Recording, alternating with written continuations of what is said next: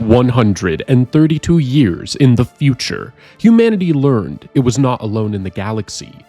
3 decades later, humans became part of a peaceful alliance alongside numerous alien civilizations. However, this future is threatened by a looming mysterious menace. The galaxy's leaders remain frozen in denial, unwilling to believe that the ancient warnings about this enemy are true. One soldier now stands at the gate of destiny, with the fate of an entire galaxy resting in their hands. Welcome to the world of Mass Effect. Mass Effect is a military sci-fi franchise created by Casey Hudson, which began as a trilogy of video games developed by BioWare. And in this video, we will discuss the lore of the Mass Effect universe leading up to the Mass Effect trilogy of games, including the history of the universe, the races which inhabit it, as well as the backstories behind major characters. This is where I will give a major spoiler warning, as major details which are discovered by playing the game will still be covered. Also, this video is a representation of a sleep lore video that can be found on this channel. If that sounds like something that might interest you, I will link that video in the description. With introductions out of the way, let's dive in to the lore of the Mass Effect universe.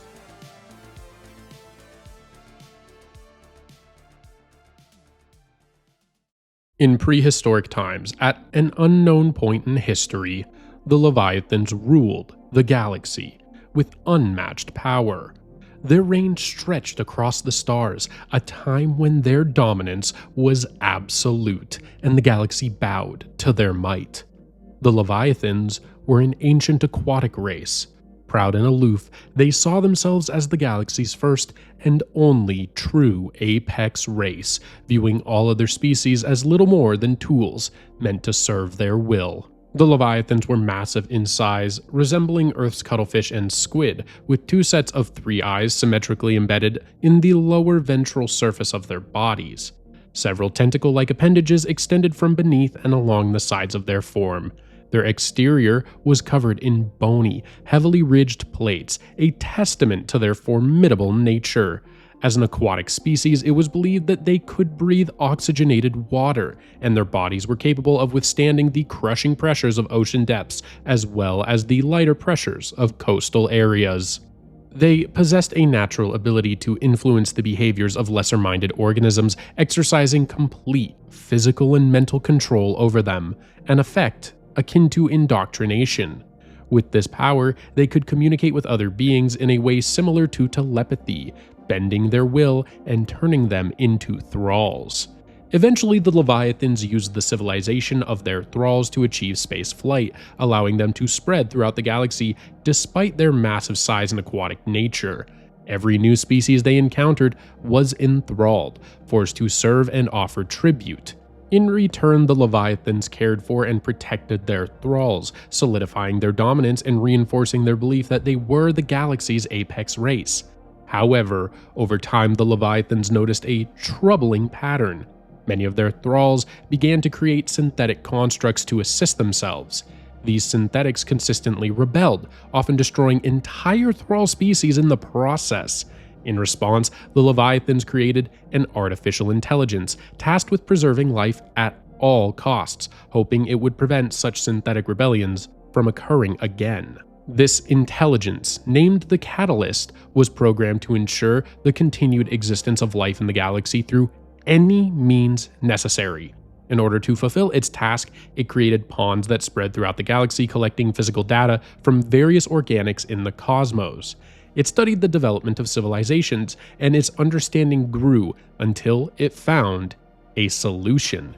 The Catalyst determined that organics create synthetics to improve their own existence, but those improvements have limits. To exceed those limits, synthetics must be allowed to evolve.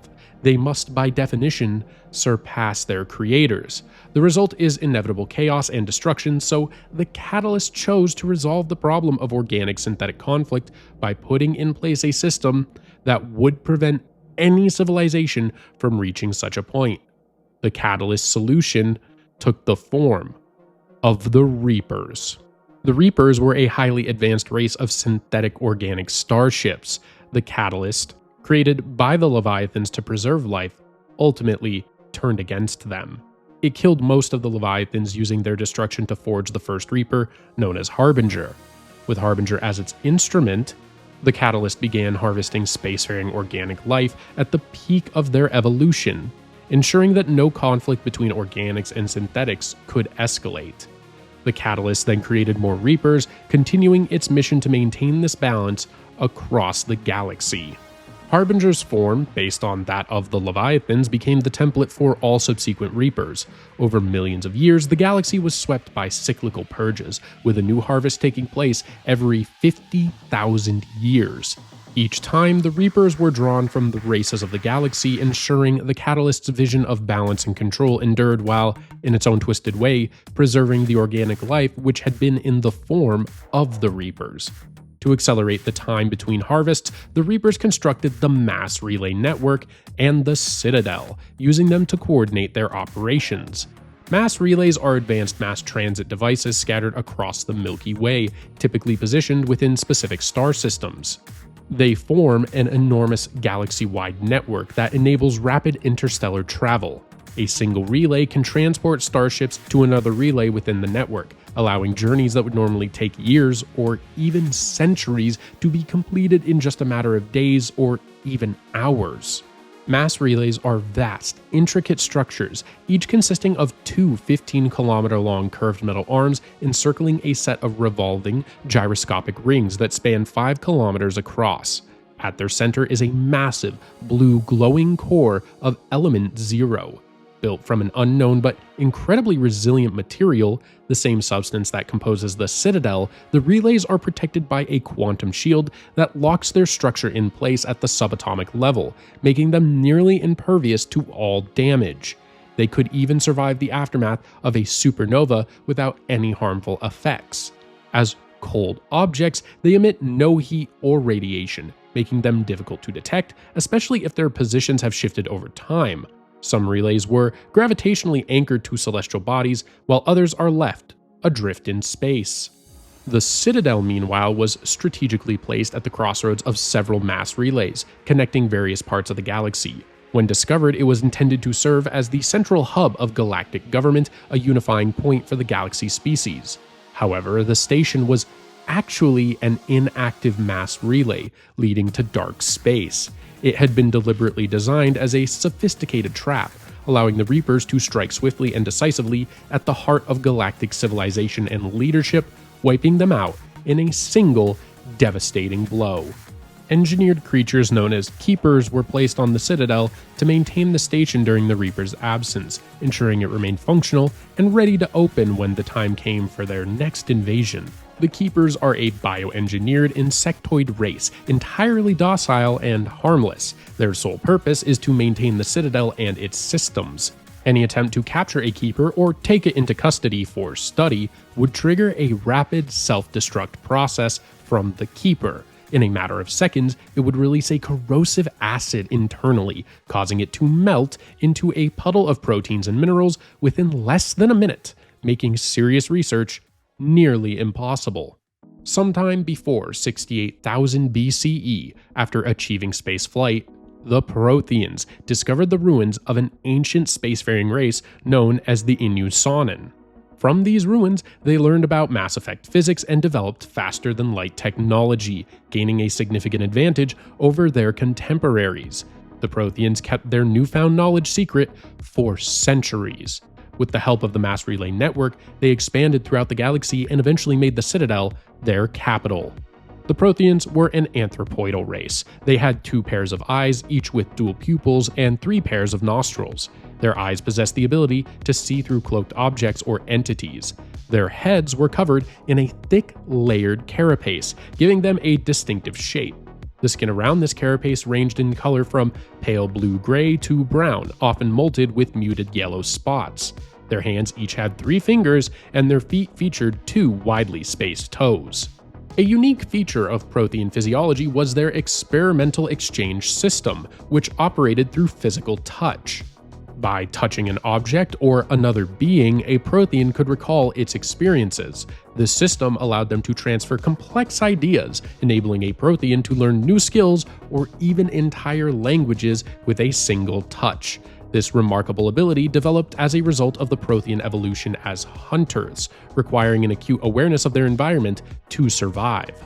Early in their development, the Protheans encountered a hostile machine intelligence that threatened to overwhelm their civilization. In response, they decided to unite all of the galaxy's sentient organic life under their empire. Other organic races were free to resist, but any that did were swiftly crushed. None could match the Prothean strength. Over time, the subjugated races assimilated into Prothean culture and came to consider themselves, in some sense, Prothean as well. United under a single cause, the Prothean Empire successfully fended off the enemy machines in a conflict known as the Metacon War. The Protheans extensively observed primitive species such as the Asari, Hanar, humans, Quarians, Solarians, and Turians during the reign of their empire. They selectively cultivated those they deemed to have potential, establishing numerous outposts on or near these species' homeworlds. Prothean interference was carefully concealed, kept beyond the comprehension of the primitives. Over time, the Protheans had planned to offer these species the quote-unquote choice to join their empire, integrating them into their greater galactic order. The Prothean Empire faced cataclysm in the year 48,000 BCE when the Reapers arrived. They entered the galaxy through the Citadel, striking swiftly to cripple the Prothean government and disrupting the mass relay network, effectively isolating Prothean systems from one another. Worse still, the records on the Citadel gave the Reapers access to all of the Prothean census data and star charts, allowing them to track every Prothean in the galaxy with devastating precision. The Protheans' greatest strength, their unified empire, ultimately became their downfall. Under the leadership of a single governing species with a series of subordinate races, the Protheans were vulnerable to the Reapers' strategy.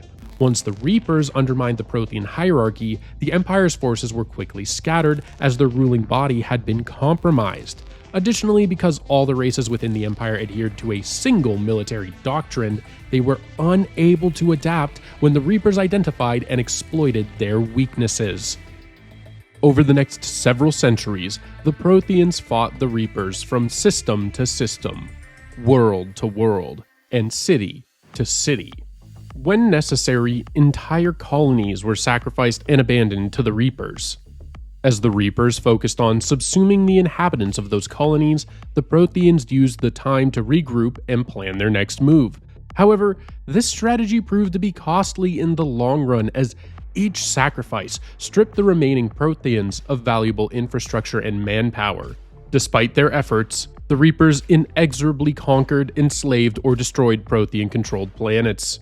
Growing desperate, some Protheans made offers of surrender to the Reapers, but each was met with cold mechanical silence. At some point, the Protheans uncovered the truth about the cycles of galactic destruction by studying the ruins of other long-extinct civilizations. Among these ancient remains, they discovered plans for the Crucible, a device based on designs left behind by previous races and designed specifically to defeat the Reapers. Determined to end the Reaper threat, the Protheans began constructing their own version of the Crucible. However, during its construction, some Protheans came to believe that the Reapers could be controlled using the device. In their attempts to harness Reaper technology, they ultimately succumbed to indoctrination. Driven by this influence, they sabotaged the Crucible, robbing the Protheans of their final hope to defeat the Reapers. After centuries of careful systematic work, the Reapers had killed or enslaved every Prothean in the galaxy, stripping their worlds of resources. Once their task was complete, they erased all traces of the Protheans' presence, leaving nothing behind except scattered ruins. Then the Reapers retreated through the Citadel into dark space, sealing it behind them, where they would wait for the next cycle to begin. Despite the Reapers' thoroughness, they had overlooked a single world, Ilos. The Conduit research team stationed there had managed to survive the initial wave of destruction, though all records of their work were wiped out in the Reapers' attack on the Citadel. In order to avoid detection, the facility went dark, and the staff made the decision to enter stasis, hoping the danger would eventually pass. Vigil, a virtual intelligence, was assigned to watch over the Protheans in cryogenic sleep, waiting until the Reapers were gone so the team could awaken and begin rebuilding. But as the centuries passed and the Reapers continued their relentless genocide, Vigil's power supplies began to dwindle, and the cryopods neared failure, leaving the Prothean survivors' fate hanging in the balance. In accordance with contingency planning, Vigil began cutting power to the cryopods of non-essential staff to conserve energy. By the time the Reapers finally withdrew through the Citadel relay, only a dozen of the top researchers remained. Vigil awoke them from stasis, and the scientists slowly pieced together the grim events that had unfolded during their long slumber. The scientists quickly realized just how dire the situation was. With so few survivors left, the Prothean species was on the brink of extinction. Desperate to make contact with members of their own kind, they sent a carefully coded signal to the beacons scattered across other planets. Though the chances of finding other survivors were slim, they felt it was worth the risk to try. The signal not only warned of the Reapers' invasion, but also included a description of Ilos, offering what little hope remained for any other Protheans who might be out there to find and join the dozen remaining Prothean scientists. However, the survivors knew that rescue was unlikely, so they focused on protecting the races they had been studying, those spared destruction due to their lack of advancement. They turned their attention to understanding where the Reapers had come from and how they operated. After decades of research, the scientists uncovered the connection between the Reapers, the Citadel, and the Keepers. They discovered a way to interfere with the signal that compelled the Keepers to activate the Citadel relay. With this knowledge, the Protheans used the conduit to leave Ilos, travel to the Citadel, and alter the signal. While all evidence pointed to the Protheans being completely wiped out by the Reapers when encountered, this was not entirely the case. Like other species, the Reapers attempted to harness the genetic material from millions of Protheans in an effort to create a new Reaper. However, the Reapers' attempts to create a new Reaper from Prothean genetic material ultimately failed. Instead, they chose to repurpose the substantial number of captive Protheans to serve their needs.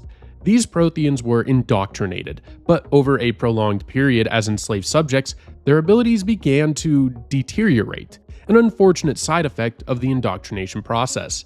To compensate for this decline, the Reapers gave them cybernetic modifications, as well as cloning them to repopulate their numbers.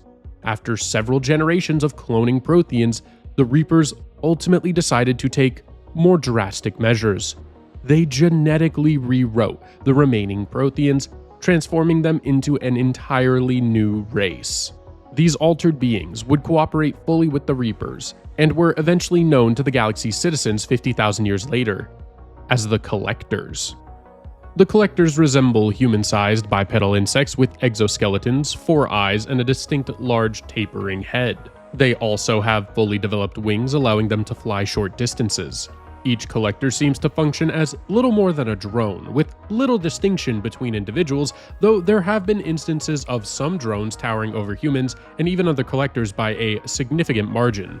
Their vocal communication is largely insectoid, consisting of chirps and trills, but they are capable of speaking in languages of other species if the need arises.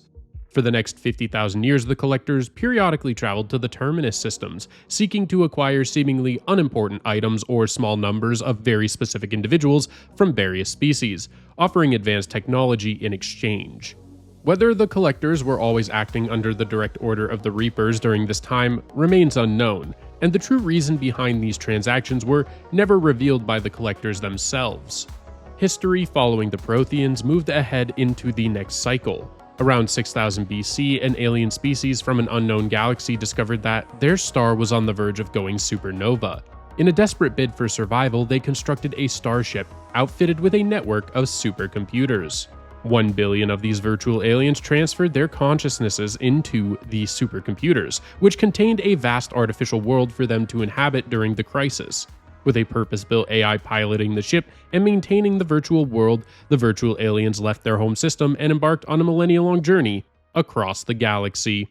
In 1900 BCE, the Krogan, a species of large reptilian bipeds native to the harsh world of Tuchanka, entered the nuclear age. Tuchanka was a planet known for its brutal environments, scarce resources, and an overabundance of vicious predators, shaping the Krogan into a resilient and warlike species. Due to the brutal conditions of their homeworld, natural selection played a significant role in the evolution of the Krogan. Unlike most sentient species, the Krogan's eyes are wide set, an adaptation common among prey animals on Earth. This gives them a 240-degree field of vision, enhancing their visual acuity and awareness of approaching predators. Their eyes have narrow pupils, and their irises can be red, green, amber, or blue in color.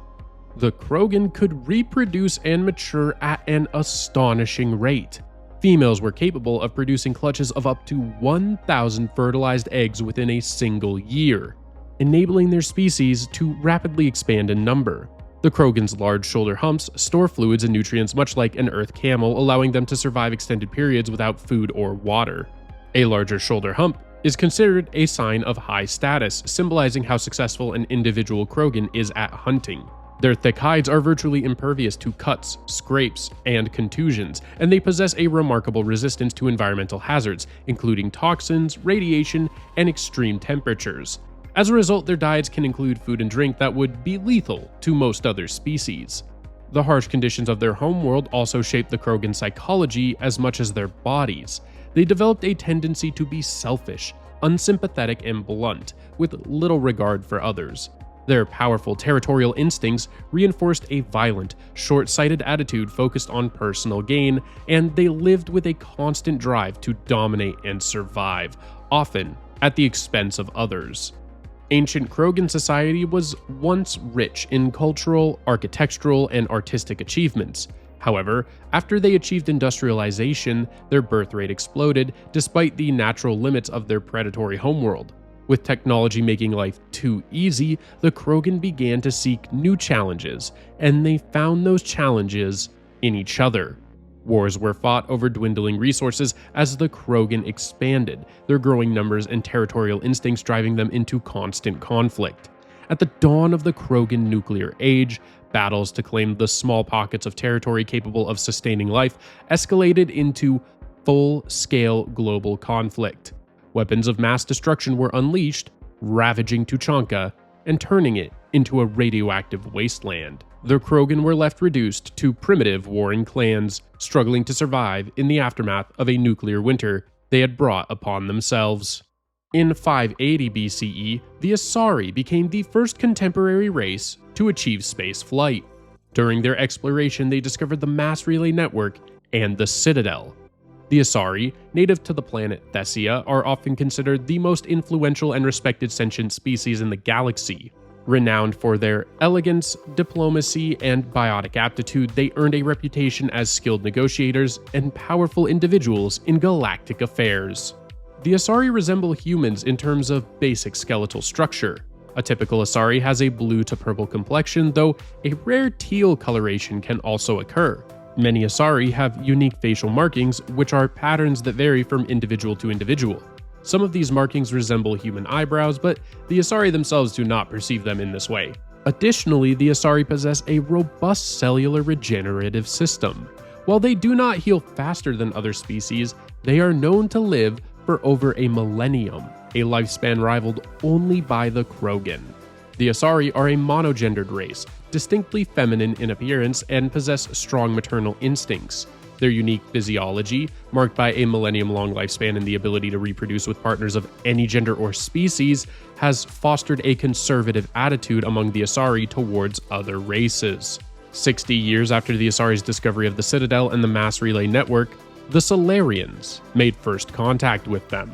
The Solarians are an amphibious race native to the planet Serkesh. They have tall, elongated bodies and skeletons composed of more cartilage than those of other species. Their heads are long and thin, with a pair of horns protruding from the top of their skulls. Solarian skin comes in a range of colors, from bright reds and greens to the more common blues and grays. Solarians are androgynous, with no significant facial differences between males and females. Solarian eyes are large and oval, with thin membranes instead of eyelids. Their pupils are wide slits, oriented horizontally, and the irises can range from dark green and purple to red, blue, or brown. Solarians blink upwards, unlike humans who blink downwards. When Solarians roll their eyes, it is not a sign of disdain as it is in humans, but rather a natural response to situations where their thin protective membranes need extra help to defend against dryness or irritants. Solarians possess a hyperactive metabolism, which makes them think, talk, and move at an incredibly fast pace. To them, other species seem sluggish and dull-witted in comparison. However, this rapid metabolic speed comes at a cost: a relatively short lifespan, with Solarians over the age of 40 being a rarity. Known for their sharp observational skills and nonlinear thinking, Solarians excel in research and espionage. They are constantly experimenting, inventing, and probing the unknown. It is widely believed that they as a whole always know more than they reveal. In 500 BCE, the Asari and Solarians came together to found the Citadel Council, a galactic governing body designed to unite dozens of races. The Asari and Solarians colonized the Citadel, establishing it as the heart of the galactic community, with the Council at its helm. This year marked the beginning of the Galactic Standard Timeline, also known as 0GS. In 300 BCE, the Turian Unification Wars began. Originally from the planet Palavan, Turians are individuals with personal desires, but their instinct is to prioritize the group over the self. They are taught to set aside personal desires for the greater good, embodying a strong sense of personal accountability, which other races often admire as Turian honor. Turians are taught to take full responsibility for every decision they make, whether good or bad. The worst sin in their eyes is to lie about one's own actions. Their society is highly regimented and organized, known for its strict discipline and strong work ethic. Turians are willing to do whatever is necessary to fulfill their duties, and they always follow through on their commitments. While not easily provoked to violence, when conflict arises, they understand only the concept of total war. Turians have avian features resembling humanoid birds or raptors. They typically stand over 6 feet tall and possess 2 long, thick fingers and an opposable thumb on each hand, all tipped with talons. Around their mouth, they have a set of mandibles. The most distinguishing feature of Turians is their metallic carapace, which contains trace amounts of thulium. This carapace evolved as a defense against the high levels of solar radiation that penetrate their homeworld's weak magnetic field. The Unification War, as it came to be known, began with hostilities between the distant colonies of the Turian homeworld Palavan. These colonies were ruled by local chieftains who had distanced themselves from the Turian hierarchy. Without the strong influence of the central government, the colonies became increasingly isolated and xenophobic. Colonists began to wear emblems or facial markings to distinguish themselves from other colonies, and open hostilities between them became common. When war finally broke out, the hierarchy maintained strict diplomacy, refusing to intervene. After several years of conflict, fewer than a dozen factions remained, and the hierarchy was finally forced to act. By then, the chieftains had grown too weak to resist, and they were compelled to end the fighting and reaffirm their loyalty to the hierarchy. Though peace was eventually restored, it took decades for the animosity between the colonies to fade. Even today, many Turians continue to wear the facial markings of their home colonies. Around the same time as the Turian Unification War, the Citadel Council made contact with several other species and allowed them to establish embassies aboard the Citadel. These species included the Volus, the Batarians, the Elcor, the Hanar, and the Quarians, marking a new phase in galactic diplomacy and cooperation as the Citadel became a central hub for various races to interact and conduct affairs. The Volus hail from Irun, a planet with a high-pressure greenhouse atmosphere that supports an ammonia-based biochemistry. As a result, they can't survive in atmospheres suited for humans and other carbon-based life forms without protective suits.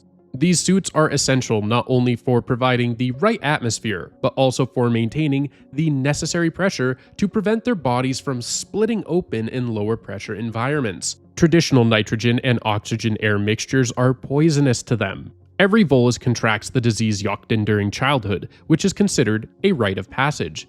Though its symptoms are easily treated and it only kills the weakest children, surviving it marks a significant milestone in their lives. Due to their physical limitations, Volus are not known for their strength, but make their mark through trade and commerce, using their economic influence to shape galactic affairs. The Batarians are an anthropoidal race, similar to humans and Asari. Their faces are covered with short, fine hairs that grow longer and thicker around their mouths. A flat stripe of ridged cartilage runs across the top of their skulls and down the back of their necks. Their ears are pointy at the upper end and sometimes along the edges as well. The part of their faces that humans and Asari associate with the nose is instead an inverted, flat triangle, symmetrically ridged vertically. Compared to humans, Batarians have a deep, guttural voice. Their mouths are filled with dozens of sharp, needle-like teeth. The Batarians' most distinctive physical feature is their 4 eyes, a rare trait among other races. One pair is set wide in prominent bony sockets that protrude from the corner of their face. The second set of eyes is smaller and positioned closer together, set higher on the face, just beneath the middle of the forehead. These eyes are uniformly dark orbs with no discernible irises or pupils. They are native to the world of Karshan, and most prefer profitable pursuits such as drug running and slave trading over direct warfare. They have a reputation for being shrewd businessmen and merchants. The Elcor are massive creatures, evolved on a high-gravity world, which makes them slow, but incredibly strong. Their large, heavy bodies are incapable of moving quickly, but they possess an imposing stature, immense strength, and thick, tough skin. This has shaped their psychology, making them deliberate and conservative. The Elcor move using all 4 limbs to support and balance their massive bodies. They also possess at least 3 stomachs. Their lips are multiple vertical slats located where the mouth would be in other species. Despite this peculiar arrangement, these lips can easily hold onto protruding objects such as cigars, with no effort. Elcor speech is heard by most species as a flat, ponderous monotone. Among themselves, scent, extremely slight body movements, and subvocalized infrasound convey shades of meaning that make a human smile seem as subtle as a fireworks display. Since their subtlety can lead to misunderstandings with other species, the Elcor prefix all their dialogue between themselves and non-Elcor with an emotive statement to clarify their tone. The Hanar are a species resembling Earth's jellyfish. They are slightly taller than a human, although most of their height is in their long tentacles. As invertebrate native to water, Hanar cannot support their own weight in normal gravity. When interacting with mainstream galactic society, they rely on contragravitic levitation packs that use mass effect fields. Their limbs can grip tightly, but are not strong enough to lift more than a few hundred grams each. Hanar also possess the ability to secrete natural toxins. Hanar are biologically genderless, though others may assign arbitrary gender values to them for convenience. They are known for their intense politeness when speaking, and their strong religious belief regarding the Protheans, whom they refer to as the Enkindlers. The Quarians are a species of humanoid aliens known for their skills with technology and synthetic intelligence. Quarians have an endoskeleton, lips, teeth and 2 eyes with eyelids, and tear ducts. Their eyes can see into the ultraviolet end of the spectrum. Quarian facial structures and hair make them the most similar to humans out of all known sapient species. They also have 3 thick fingers on both hands, including a thumb, an index finger, and a long finger, similar to the middle finger of humans, as well as 3 toes on each foot. Their lower legs are bowed backwards significantly compared to Asari humans. Aside from their hands and legs, their general body shape and sexual dimorphism are similar to humans. Male Quarians, however, lack a 3rd toe. The most distinguishing feature of Quarian biology is their weak immune system, compounded by centuries of living in sterile environments. As a result, the Quarians by necessity dress in highly sophisticated envirosuits, which protect them from disease or infection if they are injured. Their suits are designed to be compartmentalized in the event of a tear or breach, preventing the spread of contaminants, similar to how a ship seals off bulkheads in the event of a hull breach. In addition to their suits, Quarians have extensive cybernetic augmentation integrated into their bodies. A Quarian's lifespan is roughly equal to a human's, but it tends to be shorter if infection breaks into the suit. A Quarian who wishes to remove their suit must take antibiotics, immunoboosters, herbal supplements, or similar treatments in order to do so safely, and even then, there are inherent risks. As a result, physical acts of affection are difficult for Quarians, even for the purposes of reproduction. At the dawn of the Common Era, in the first year, the Rachni Wars erupted. It began when a group of Solarian explorers venturing into uncharted space opened a mass relay that led to a previously unknown system. There they encountered the Rachni, a strange insectoid species with exoskeletons, 4 limbs for walking, beaks for mouths, and green blood. The Rachni were able to reverse engineer the faster-than-light drives of the explorers' starships, and with these newfound capabilities, build their own faster-than-light vessels. They used these to quickly expand across the galaxy, igniting the conflict. Efforts by the Citadel races to negotiate with the Rachni were in vain. Communication proved impossible, as the Hive Queens, who led the Rachni from beneath the harsh surface of their homeworld, were unreachable. It was eventually assumed that the Rachni were beyond redemption, hostile to their core, and could only be stopped through force. But the Rachni had the advantage, overwhelming all defenses with their sheer numbers. For nearly a century, the Citadel races fought a losing battle against the Rachni, unable to turn the tide. That was until the Solarians took a bold step to culturally uplift the Krogan. The Krogan homeworld, Tuchanka, was still devastated by nuclear winter following their brutal civil war. The Solarians intervened, providing the Krogan with advanced technology and relocating them to a planet free of radiation, toxins, and deadly predators. Unlike most other Citadel species, the Krogan had the advantage of their incredibly rapid breeding cycle. With their overwhelming numbers and the resilience to survive in the harsh environments of the Rachni-controlled planets, they were the key to driving back the advancing Rachni forces. The Krogan quickly proved their worth, striking at the Rachni Queens in their hidden lairs and reclaiming Council worlds that had been lost. As the Krogan fleets pushed the Rachni back to their homeworld of Swen, the Rachni refused to surrender. The Krogan's response was swift and merciless. They bombarded the cities of the planet and detonated powerful explosives in the Rachni's underground nests, obliterating them and causing massive sinkholes to form across the planet's surface. Under normal circumstances, the Citadel Council would have objected to such total destruction, but after centuries of unrelenting war, the complete eradication of the Rachni seemed the only viable option. In 300 Common Era, the Rachni were officially declared extinct. However, the Citadel Council, exercising caution, left a listening post in the Rachni's home system to monitor for any signs of survival. The aftermath of the Rachni Wars also prompted the Council to implement new policies, forbidding the activation of dormant mass relays that led to uncharted systems. This was done to prevent any future encounters with undiscovered hostile races, ensuring that such a disaster would never occur again. Over the next 4 centuries, the Krogan expanded rapidly, colonizing many new worlds. Their unchecked growth raised concerns, prompting the Citadel Council to establish the Special Tactics and Reconnaissance Branch, better known as the Spectres.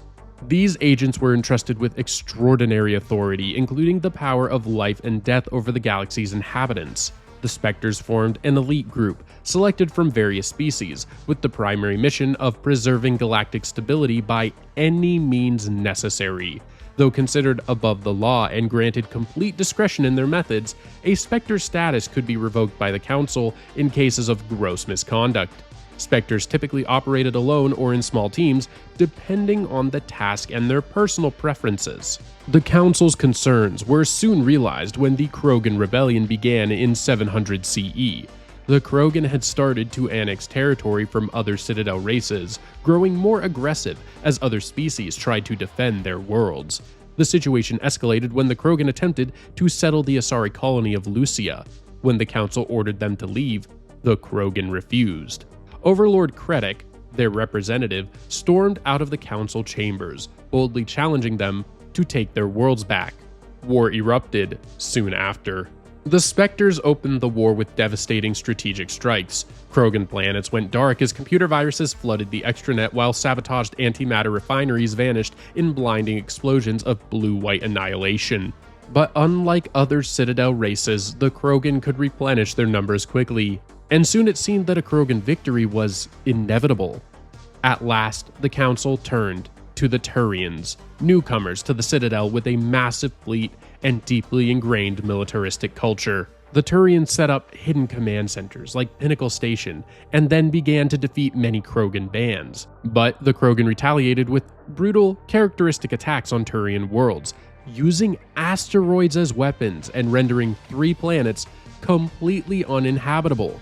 Unfortunately for the Krogan, this was the worst possible strategy to employ against the Turians.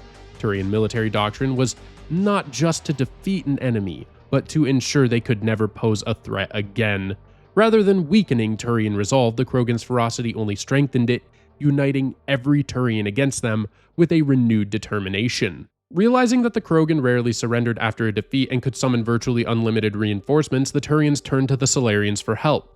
The Solarians had developed a powerful bioweapon known as the genophage, designed to produce a genetic mutation in the Krogan. The result would be catastrophic for their species. Only 1 in every 1,000 Krogan births would be successful. The Solarians had never intended to use the genophage, seeing it as a deterrent rather than a weapon, but their philosophy on warfare was very different from that of the Turians. Once the Turians received the genophage, they deployed it almost immediately in the year 710 CE, and the Krogan population began to rapidly decline.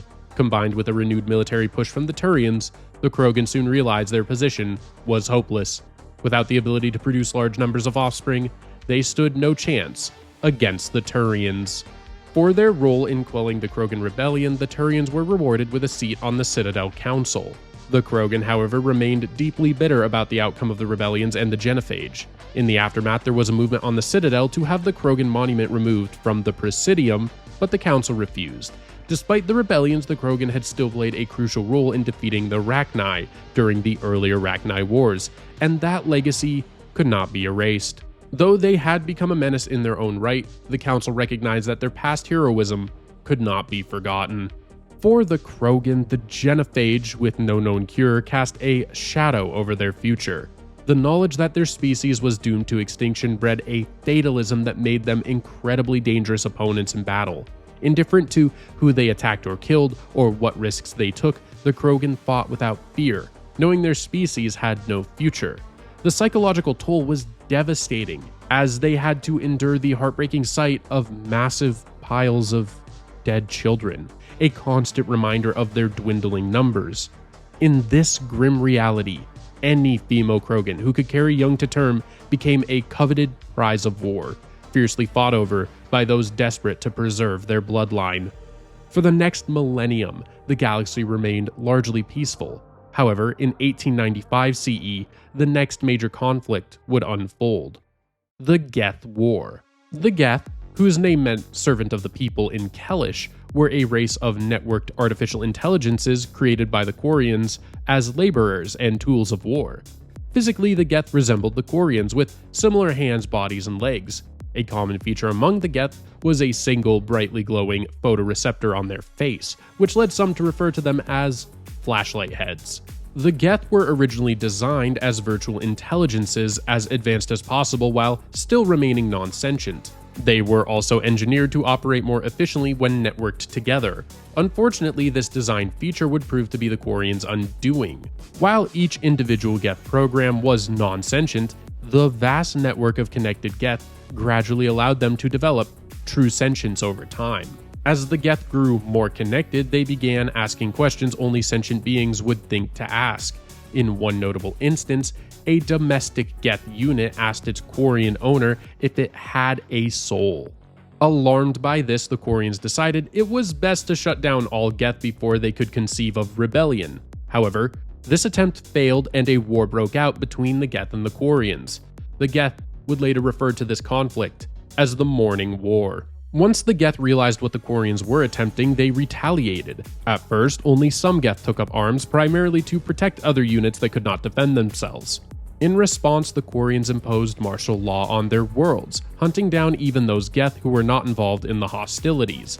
This harsh measure was opposed by a large portion of the Quarian population. Many Quarians sheltered the Geth from the authorities, but they were often detained or killed for their defiance.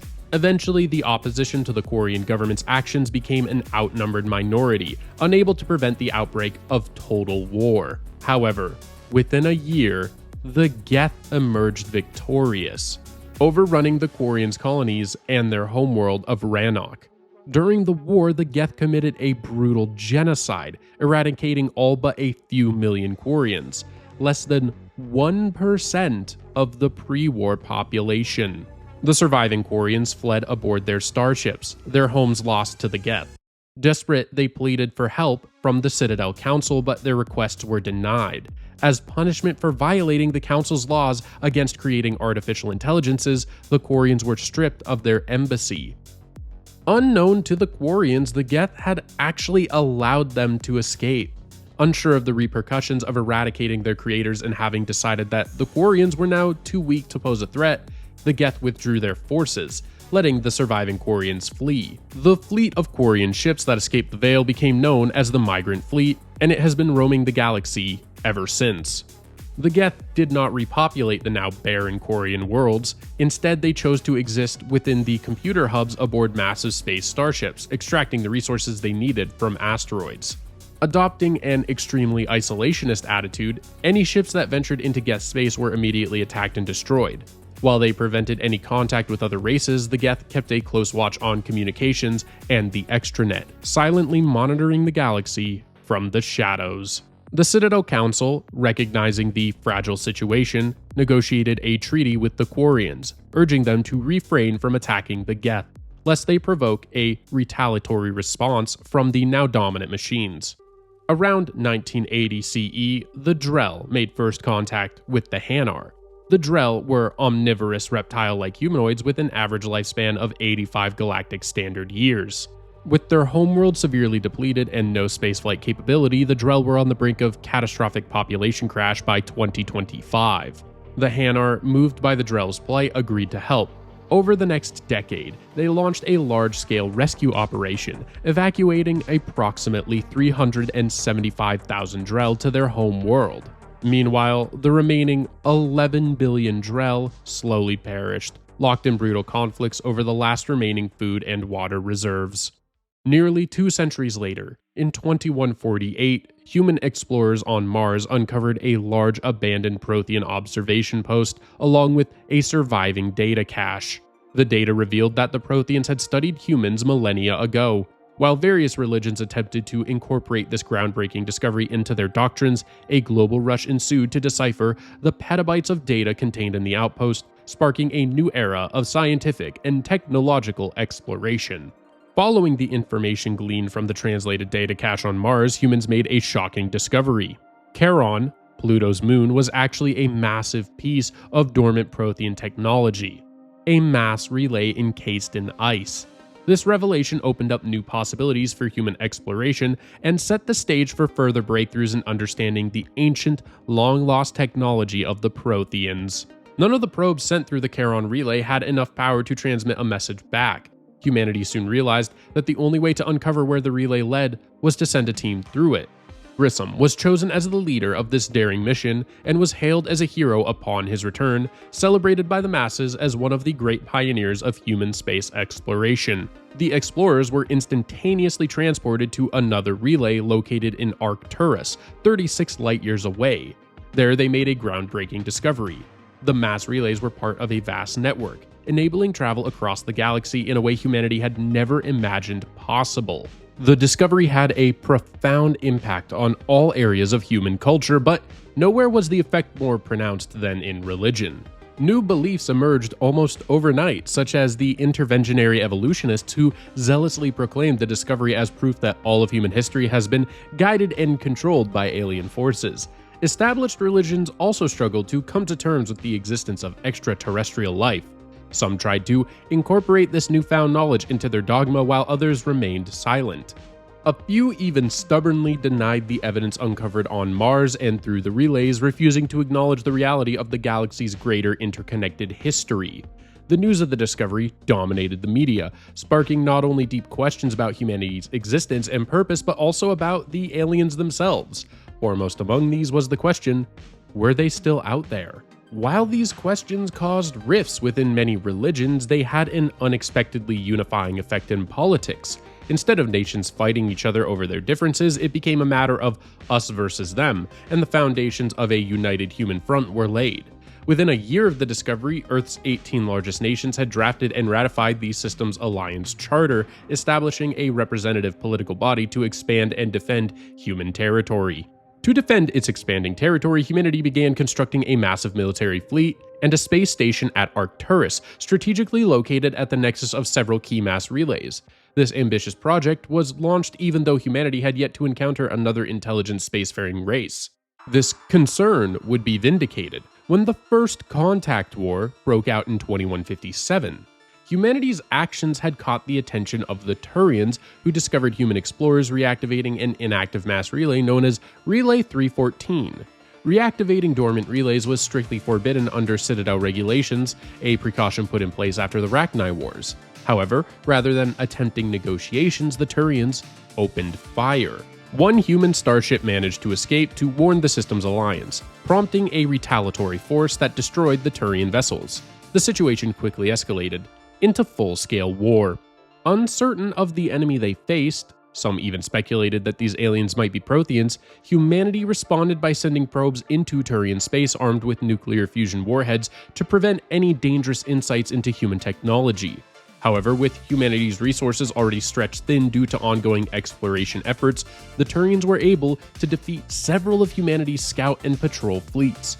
The situation grew increasingly dire as both sides clashed in a rapidly escalating conflict. Eventually, the Turians broke through and launched an attack on Shang-Chi, the closest human colony to the mass relay, settling in for a protracted orbital siege.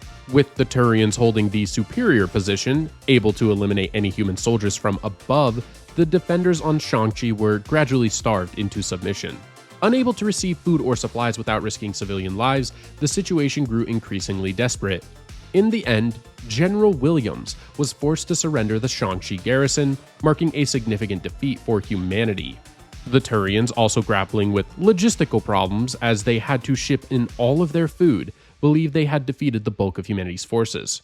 However, they were proven wrong when, a month later, Admiral Castany Drescher led the Second Fleet in a daring counterattack against Shang-Chi. The Turians were caught by surprise, and Drescher's fleet successfully evicted them from the planet. With both sides now preparing for full-scale interplanetary war, the conflict drew the attention of the rest of the galaxy, signaling the start of a new and far-reaching chapter in galactic history. Fortunately, the Citadel Council intervened to negotiate a peace and bring the war to an end. Through the Council, humanity learned of the Citadel and the existence of many other sentient species who coexisted peacefully in the galaxy. In the end, only 623 human lives were lost, with slightly more Turian casualties. The only significant engagements were the Turian attack on Shang-Chi and its subsequent liberation by human forces. The end of the war became known as Armistice Day, a day that continues to hold deep significance for the families of those involved. The First Contact War had lasting political and cultural effects on both humanity and the alien races involved. When humanity first met an alien species, their reputation in the galaxy suffered, as they were seen as aggressors. This sparked a wave of xenophobia back home, leading to the rise of radical human-focused groups like Terra Firma and Cerberus. Some nuclear-armed probes launched into Turian space during the conflict went missing, and their existence became a tightly held secret with the potential to cause major political fallout if discovered. Meanwhile, the Turians were forced to pay steep reparations to humanity. Now, let's take a moment to discuss Cerberus. One of the most consequential outcomes of the First Contact War, Cerberus arose from the tumult of the conflict in 2157. During the Turian occupation of Shang-Chi, a trio of human mercenaries, Jack Harper, Eva Corey, and Ben Hislop, fought alongside Systems Alliance forces under General Williams, resisting the Turian invaders. After capturing a Turian general, the mercenaries became entangled in the general's conspiracy to use an ancient alien artifact to transform the Turians into a race of invincible super soldiers under his command. With the help of the general's brother, Saren Arturius, Harper managed to foil the plot, but the cost was steep. Both Corey and Hislop were lost in the process. In the aftermath, Harper realized that while the galaxy was rich with knowledge and wealth, it was also a perilous place, and a dark time was approaching for humanity. Believing it was humanity's duty to face this challenge, Harper resolved to do everything in his power to ensure humanity's place among the stars. With that, he published the Manifesto of Cerberus and assumed the identity of the elusive man, the enigmatic leader of the organization. As Cerberus grew, it left an indelible mark on the course of human development through acts of sabotage, assassination, media manipulation, and espionage. The organization became known to the public in 2165 after a failed attempt to steal antimatter from the cruiser SSV Geneva.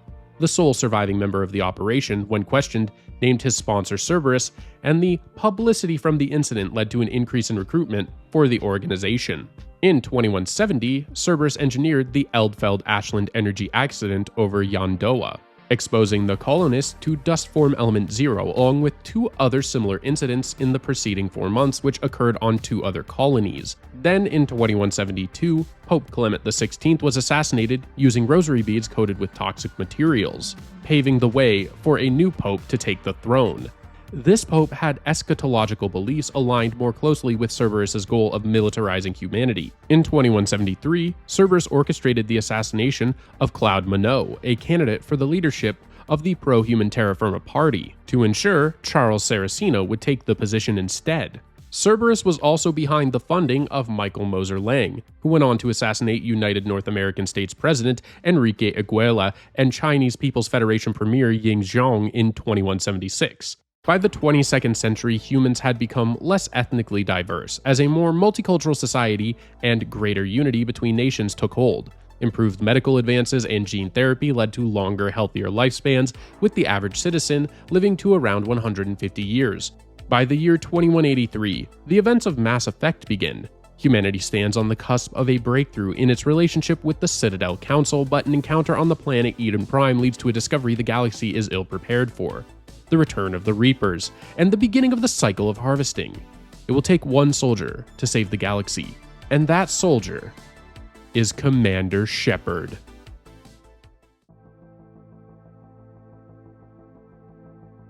Kaidan Alenko was born in 2151 as the son of an Alliance military officer in a family already shaped by the realities of space. The course of his life was altered dramatically when his mother was exposed to Element 0 in the aftermath of a transport crash in Singapore, while pregnant with Kaidan. The exposure to Element 0 should have been fatal, but against all odds, Kaidan survived and developed biotic potential rather than the terminal brain cancer that claimed many others. This led to his eventual enrollment in the Biotic Acclimation and Temperance Training Program, a harsh program that became known as Brain Camp by its attendees. At Brain Camp, Kaidan formed a close bond with a girl named Rana. Despite the bonding he experienced, the training quickly grew brutal. Conatix Industries, eager to accelerate the program, brought in Commander Vernus, a Turian expert in biotics and a veteran of the First Contact War.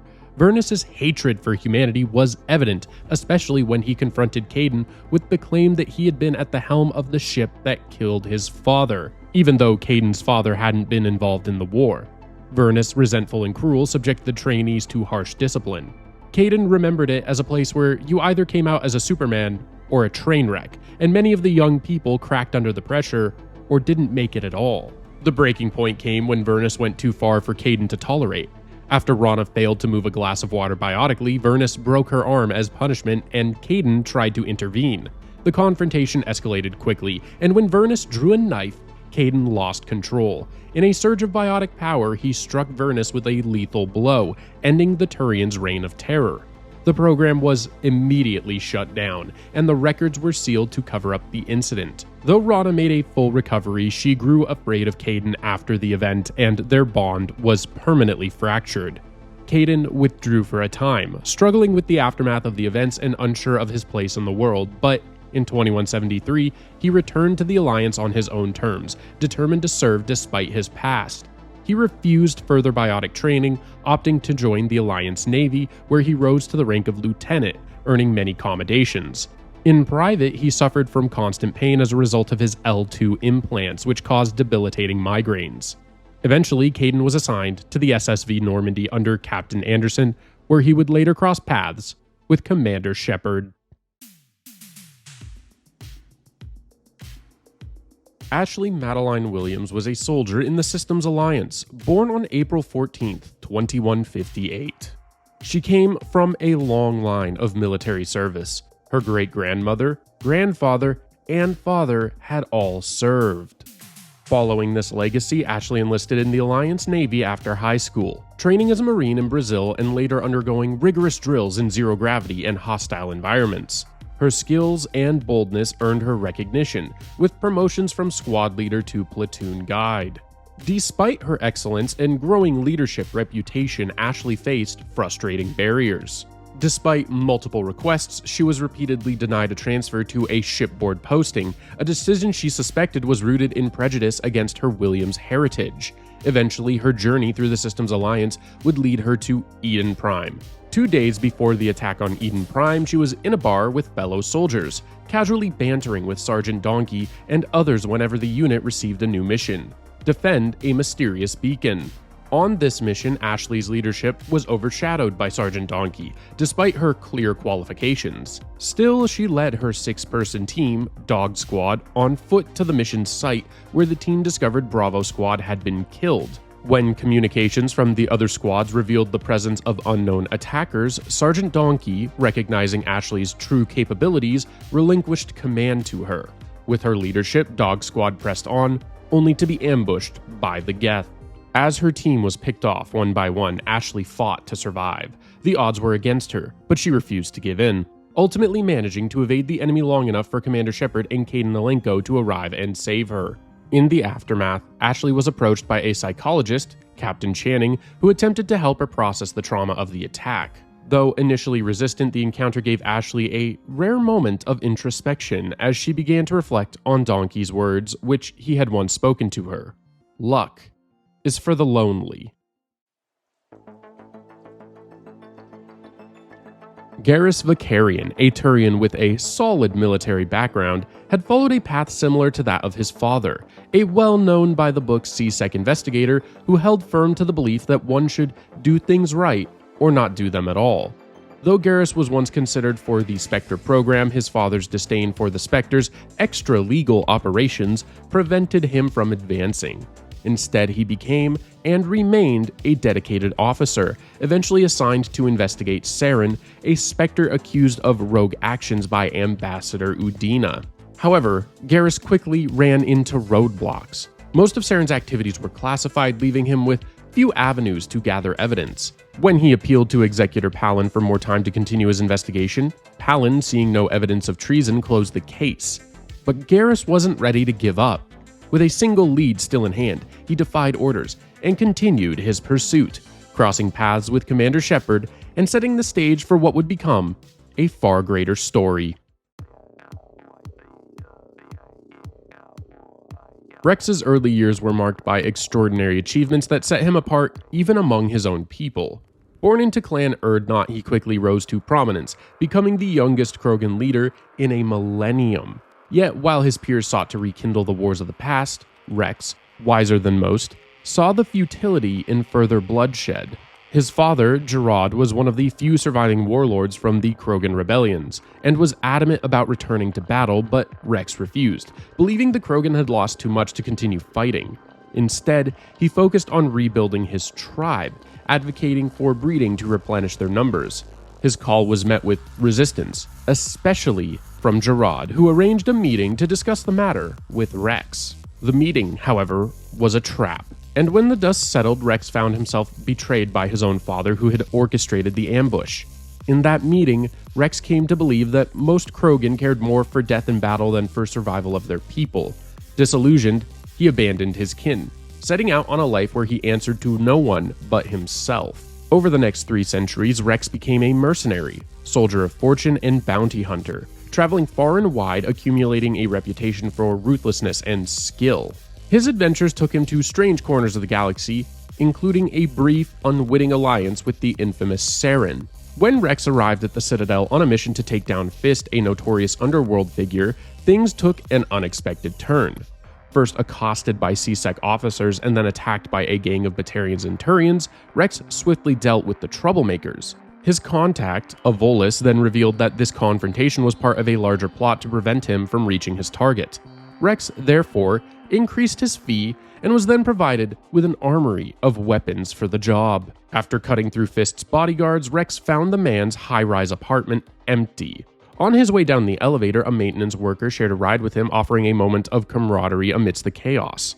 It wasn't long before C-Sec officers cornered him, but with some unexpected help, Rex managed to escape. And not long after that, Rex's path intersected with that of Commander Shepard.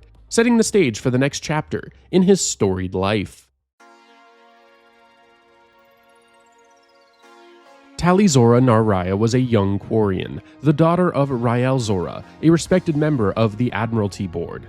Upon reaching maturity, she set out on her pilgrimage, a rite of passage for all Quarians, aboard the ship Honorata, which was crewed by Captain Kina Braze. Tali's journey was meant to begin on Ilium, but fate had other plans when, en route through the Crescent Nebula, the Honorata detected a Geth presence on an uncharted ice world. Tali and Kina landed to investigate, and after a tense encounter, they managed to disable a Geth unit and extract its memory core. What they discovered was a chilling conversation about an attack on the human colony of Eden Prime and the arrival of the Reapers. Realizing the gravity of the information, Tali convinced Kina to take the memory core to the authorities on Ilium. Before they could act, however, they were attacked by a Turian mercenary named Jacobus and his team, who were there under the orders of Saren Arturius to find Prothean technology. Forced to flee, Tali and Kina set course for Ilium, but upon arrival, the Honorata was delayed for hours by docking officials who harbored a deep prejudice against Quarians. During that time, Jacobus was able to land first and set an ambush. When the Honorata finally arrived, the two were immediately attacked, and the crew of the Honorata was killed in the ensuing gunfire. Desperate, Tali and Kina stowed away on a transport ship bound for the Citadel, hoping to deliver the Geth recording to the Council. On the way, the transport crew discovered the stowaways, but rather than killing them, the captain chose to hand them over to C-Sec. Tali and Kina tried to explain the urgency of their mission, but C-Sec officer Chelek dismissed their claims and warned them to leave the station. They then learned that a 7-month wait was required to get an audience with the Council. And their troubles were far from over, as Jacobus had made it to the Citadel and spotted them again, and a chase began across the Citadel. During the pursuit, Tali was shot in the side and Kina was mortally wounded. As they reached a deep incinerator chamber, Kina, unable to continue, died in Tali's arms. Heartbroken, Tali set a trap for Jacobus, and when the Turian mercenary entered the incinerator, she sealed the doors behind him and activated it, watching him burn. Wounded and exhausted, Tali sought refuge in a nearby clinic where she was treated by a doctor who listened to her story. A Volus, overhearing her tale, introduced himself as an information broker with ties to the Shadow Broker. He promised to ensure that the information Tali had uncovered would reach the right people. After some hesitation, Tali agreed, and the Volus directed her to a bar where she could hide out. In a shadowy alley near Korra's den, Tali'Zorah awaited what she believed would be a crucial meeting with the Shadow Broker himself. But as she stood there, waiting, something felt wrong. Instead of the Shadow Broker, a messenger arrived, flanked by a group of armed assassins. Realizing the deal was a trap, she quickly called it off, hurling a tech proximity mine at the assassins to defend herself. Just as the situation began to spiral out of control, the sound of gunfire echoed through the alley, and Commander Shepard's team arrived, charging in to rescue her. Liara T'Soni had dedicated much of her life to unraveling the mysteries of the Protheans. The only child of the esteemed matriarch Benezia, she grew up in the shadow of her mother's political prominence, though she never quite embraced the expectations placed upon her. Liara was a pure-blood Asari, a detail that seemed to unsettle her unknown father, who had no interest in being identified. From an early age, she gravitated toward the enigma of the Protheans, immersing herself in the lost culture and technology of those people. Her passion for archaeology became her escape, both from the pressures of her lineage and from the constraints of Asari's society expectations. By the time she was an accomplished researcher, Liara had distanced herself from her mother's path, choosing instead a quiet, solitary life. It was during one of her archaeological digs on Therum, a remote mining world, that her work would intersect with fate. In 2183, as the planet was overrun by Geth forces, Liara sought refuge in the ancient catacombs of a Prothean ruin. It was then that she accidentally triggered a trap, suspending herself in an energy field with no way to free herself. Just as hope seemed to fade, Commander Shepard arrived. Joker's story began in 2155, shaped by a rare and debilitating condition which left him with severely brittle bones. His early years on Arcturus Station were spent in the shadow of his mother's work and surrounded by ships, but Walking remained a daily struggle, requiring crutches and leg braces.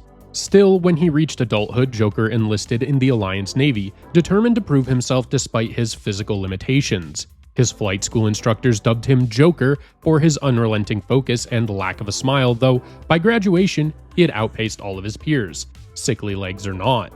In 2183, the experimental SSV Normandy was ready for its maiden flight, but despite his skills, Joker was rejected from the position of pilot because of his condition.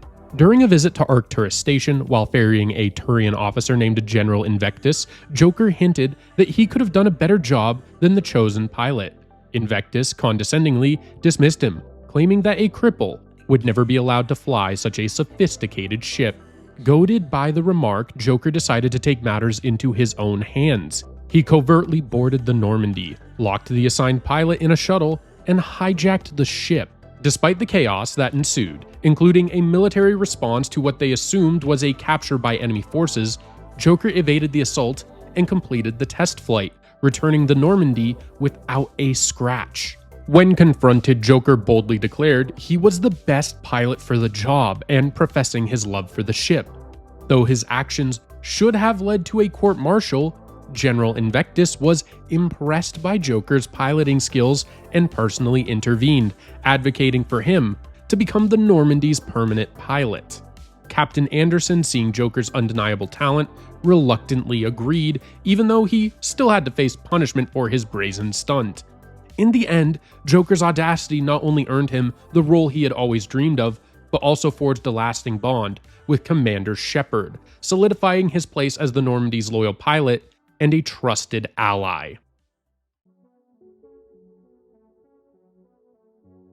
Kasumi Goto, the galaxy's most elusive thief, lived in the shadows, with enemies lurking at every turn, yet few knew her true face.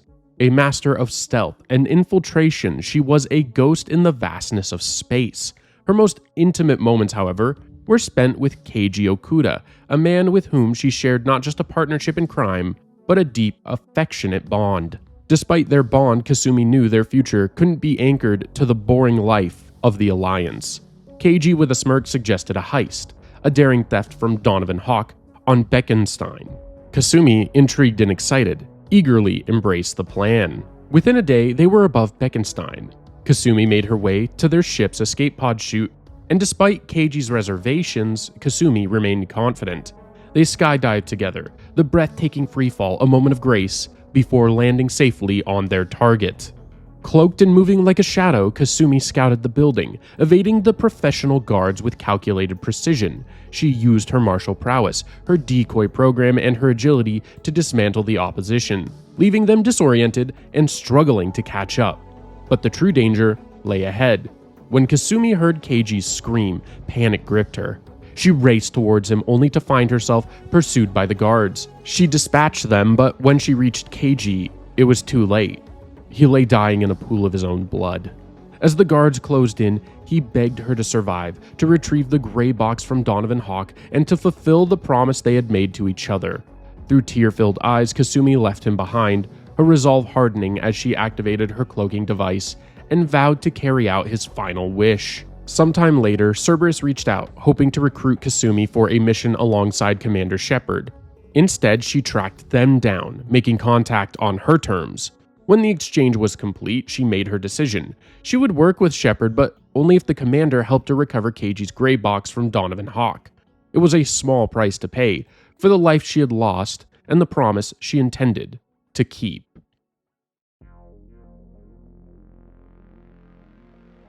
Grunt was born of a twisted vision, crafted by Warlord Okeer, a Krogan warlord whose radical beliefs had led him to become an outcast even among his own kind. Okeer, a veteran of the Krogan rebellions, saw the genophage not as a tragedy, but as a flaw in Krogan evolution, one that allowed the weak to survive and breed, diluting the strength of the species.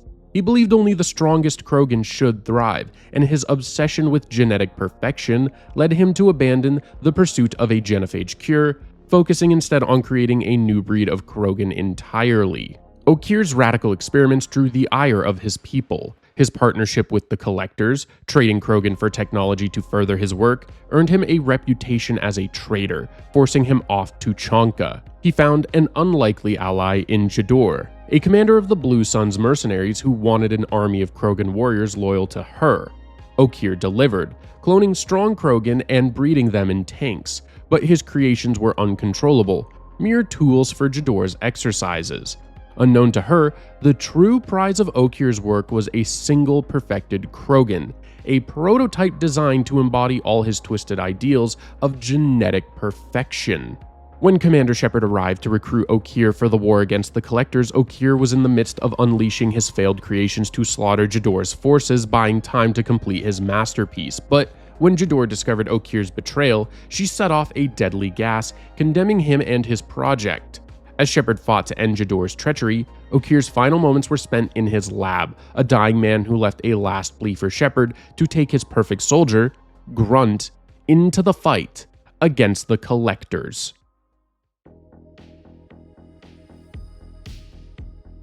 Thane's training as an assassin began when he was just 6 years old, becoming a tool for the Hanar. His life was shaped by brutal exercises, his body trained to endure and kill. By 12, he had taken his first life, a human one, and though he had thought the act clumsy, it marked the beginning of a long descent into a world where his soul seemed to sleep while his body did the work. Over time, he became highly skilled, able to dispatch multiple enemies without a second thought, until he met Irika.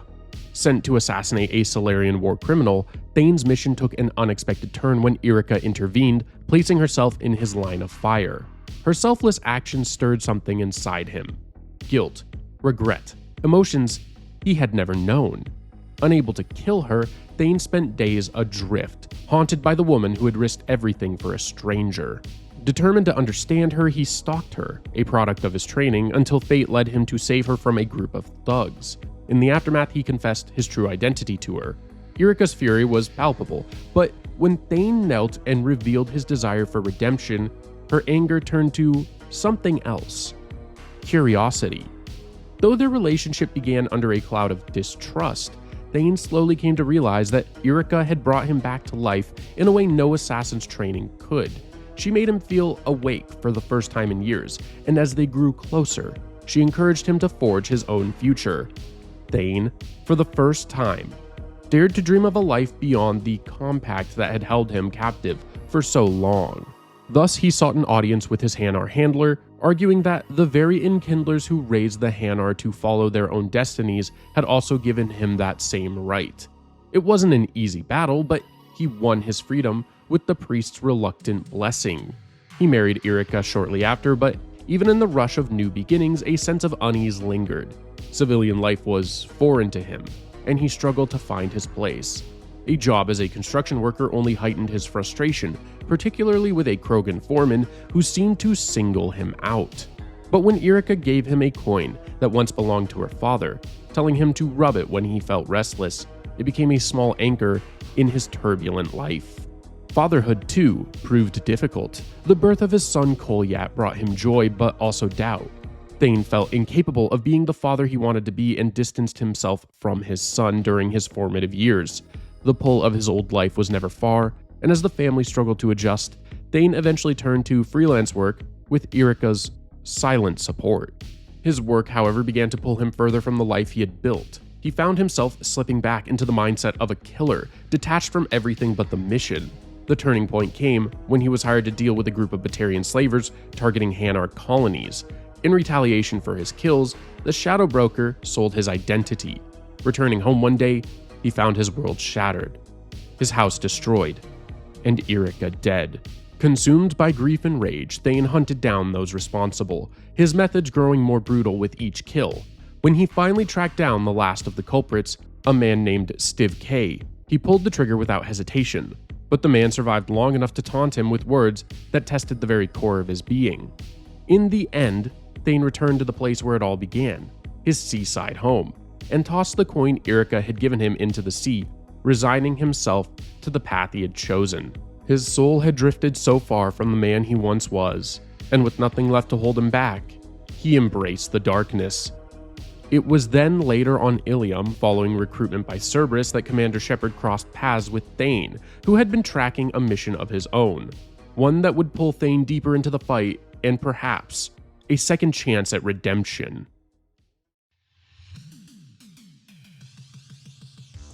Jack's story began in 2161. She was abducted at the age of 4 from Eden Prime, though it was never confirmed if that was her birthplace. Cerberus had learned of her latent biotic potential, a result of an accidental exposure to Element Zero while still in the womb. To cover up the abduction, her mother was told Jack had died from complications tied to her exposure. Taken to Cerberus's facility on Pragia, Jack became the centerpiece of an inhumane experiment to push human biotic abilities beyond their natural limits. Designated as Subject Zero, she was subjected to unimaginable pain and suffering, both physical and psychological, in a series of cruel and often fatal to her peers experiments. The staff saw her as little more than a tool to be manipulated, using her for sadistic experiments designed to test the limits of her biotic potential. Locked in a soundproof cell, isolated from the other children except when they were forced to fight her, she grew to despise her captors and the world around her. Her biotic abilities expanded so rapidly that she soon became a serious threat to the facility. Eventually, a riot broke out when the children, their powers amplified by the experiments, turned against their captors. During the chaos, Jack broke free. Her rage, combined with her powers, sent her on a violent rampage that left nearly the entire facility in ruins. She escaped on a stolen shuttle, leaving Pragia behind. Her time after she escaped was marked by violence as she wandered through the galaxy, trying to forget her past. She adopted the name Jack to sever herself from her tortured identity as Subject Zero. She joined gangs, became a pirate, and even crashed a space station into a Hanar moon, leaving her wanted for vandalism. Her endeavors eventually led to Jack storming a Cerberus facility, her fury focused on Dr. Angersol, a man who had played a role in her torment as Subject Zero, executing him upon finding the doctor. Before she could take a breath, the elusive man appeared via a hologram, but Jack was consumed by rage. She lashed out, mocking him and daring him to try to stop her. With the facility in lockdown, Jack sought the main reactor, but on the way she encountered an unarmed man. Threatening him for information, she was shocked to learn he was a biotic trainee. Intrigued, she demanded he take her to the other students. As they moved through the base, Jack discovered the disturbing truth about the trainees' perception of Cerberus. Most had lost their parents young and were convinced they were better off under Cerberus's care. Jack then revealed the harsh reality. Cerberus had lied to them. When they reached the dormitory, Jack confronted the students with a choice: escape with her or stay, knowing Cerberus would discard them once they were no longer useful. Drawing from her own painful experience, she convinced some of them to follow her. Jack ignored suggestions to head to the hangar, anticipating an ambush there. Instead, she led them down a corridor where they encountered a trio of Blue Sun's mercenaries. With a flick of her power, Jack crushed the mercs beneath a ceiling. She collapsed. She ordered the students to run, but Cerberus agents arrived soon after. Jack made short work of them, knocking them back with a biotic wave. More mercs appeared, and Jack erected a biotic shield to protect herself and the students. But before she could finish the job, a Krogan mercenary struck her from behind, knocking her unconscious. In the aftermath, she was taken into Blue Sun's custody, much to the frustration of the Cerberus agents who had been hunting her. While at the Blue Sun's Purgatory prison, a group of guards and prisoners attacked her. Jack managed to kill every last one of her attackers. Realizing her potential value, the warden locked her away in cryostasis, awaiting the day when Cerberus would come to claim her. That day came when Shepard's team arrived at the station. Miranda was born in 2150, but she never had a mother. Her father, a powerful, wealthy, and egotistical man, designed her as a genetic masterpiece using a modified version of his own genome. She was created to be the epitome of human perfection, physically, intellectually, and even biotically. But Miranda's gifts were also a curse. Despite her extraordinary capabilities, her father never showed any approval. His expectations were relentless, and he constantly demanded more, pushing her beyond her limits without offering praise. His view of her wasn't as a daughter, but as a perfect heir to his legacy, a piece of his dynasty. He imposed a strict, isolated existence upon her, forbidding friendships of any kind. This cold, emotionally barren upbringing eventually drove Miranda to run away, though not without a violent confrontation. Her father's vast network tracked her across the galaxy, but Miranda managed to escape him, disappearing from his grasp. She eventually sought refuge with Cerberus, knowing they could offer her the protection she needed. Her father had once supported Cerberus's human-centric agenda, but once Miranda joined, he severed ties with the organization. For her part, Miranda believed in Cerberus's mission to advance humanity, and she found a certain freedom within the organization's secretive operations. They gave her resources and autonomy, and in return, her skills and intellect elevated her to a position where she could answer only to the elusive man himself. Her rise through Cerberus eventually led her to oversee the Lazarus Project, a role that would bring her into direct contact with Commander Shepard, setting the stage for a pivotal chapter in both of their lives. Legion was a singular Geth mobile platform, created for a very specific purpose: to operate beyond the Perseus Veil and interact with organic life. Unlike other Geth platforms, which typically house around 100 Geth programs, Legion contained 1,183, granting it the ability to think independently and communicate. To facilitate interaction with organics, it was equipped with a set of movable panels on its head, which mimicked the facial expressions of organic beings. Legion's existence began after Commander Shepard destroyed the old machine Sovereign, and it was dispatched to investigate the world Shepard had visited: Eden Prime, Therum, Pharos, Noveria, Vermeer, Ilos, and several uncharted planets. This journey eventually led it to the Normandy's crash site, where it salvaged a piece of Shepard's N7 armor. This piece was used to repair damage Legion had sustained on Eden Prime after being shot by Alliance soldiers. Legion's first direct encounter with Shepard would occur while it was searching for the IFF aboard a derelict Reaper, changing both their lives and the galaxy's relationship with the Geth forever. Zaid Masani had once been at the helm of the Blue Suns, co-founding it and then running its private security arm, working alongside his partner, Vito Santiago. They'd been involved in everything from gun running to extortion, and as the group grew, their ambitions turned darker, with some eyeing the Batarian slave trade.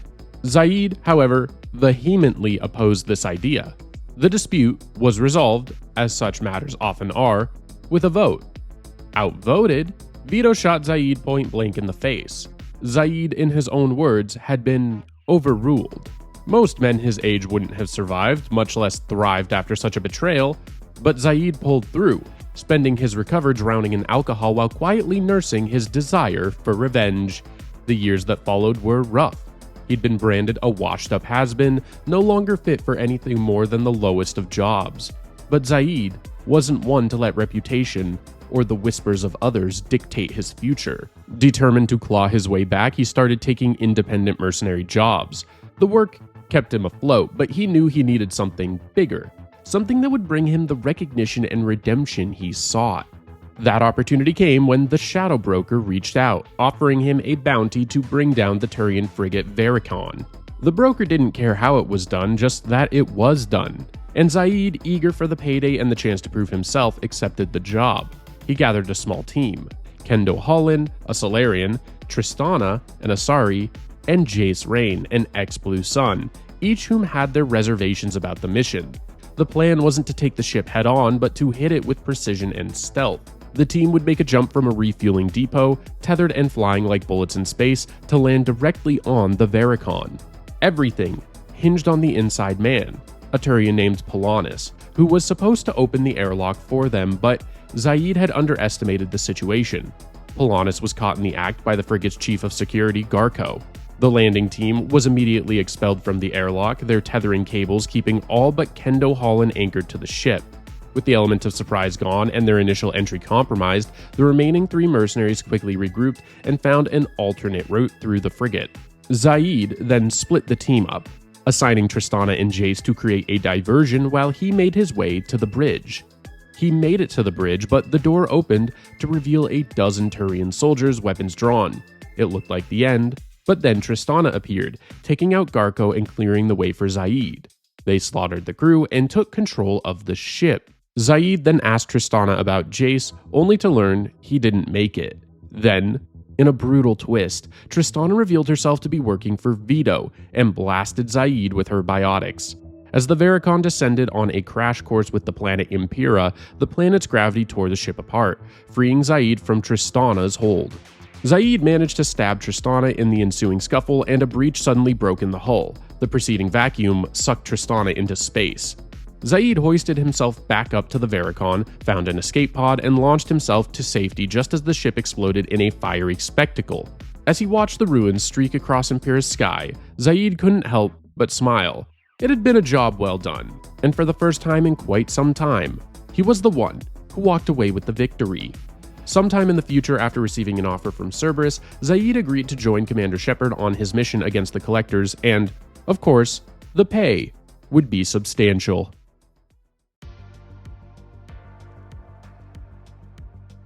Samara's early years, like many Asari, were filled with adventure and risk.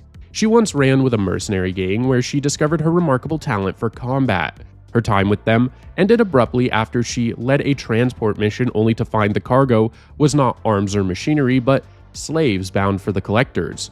Her attempt to turn the ship around was met with violent resistance, and in the ensuing conflict she was forced to kill her own crew. The Collectors arrived just as the battle subsided, but Samara had managed to escape thanks to the ship's proximity to a mass relay. Afterward, she gave the freed slaves a speech on self-defense, distributed credits, weapons, and armor from her fallen comrades, and then left them at the Citadel. This mission marked the end of her mercenary career, and Samara eventually sought a quieter life, settling down with an Asari mate and raising 3 daughters. But her peace was short-lived.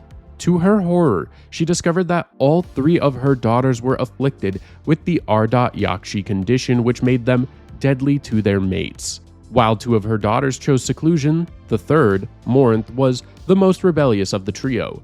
Described by Samara as the smartest and bravest, Morinth refused isolation, instead embarking on a violent path marked by murder and manipulation.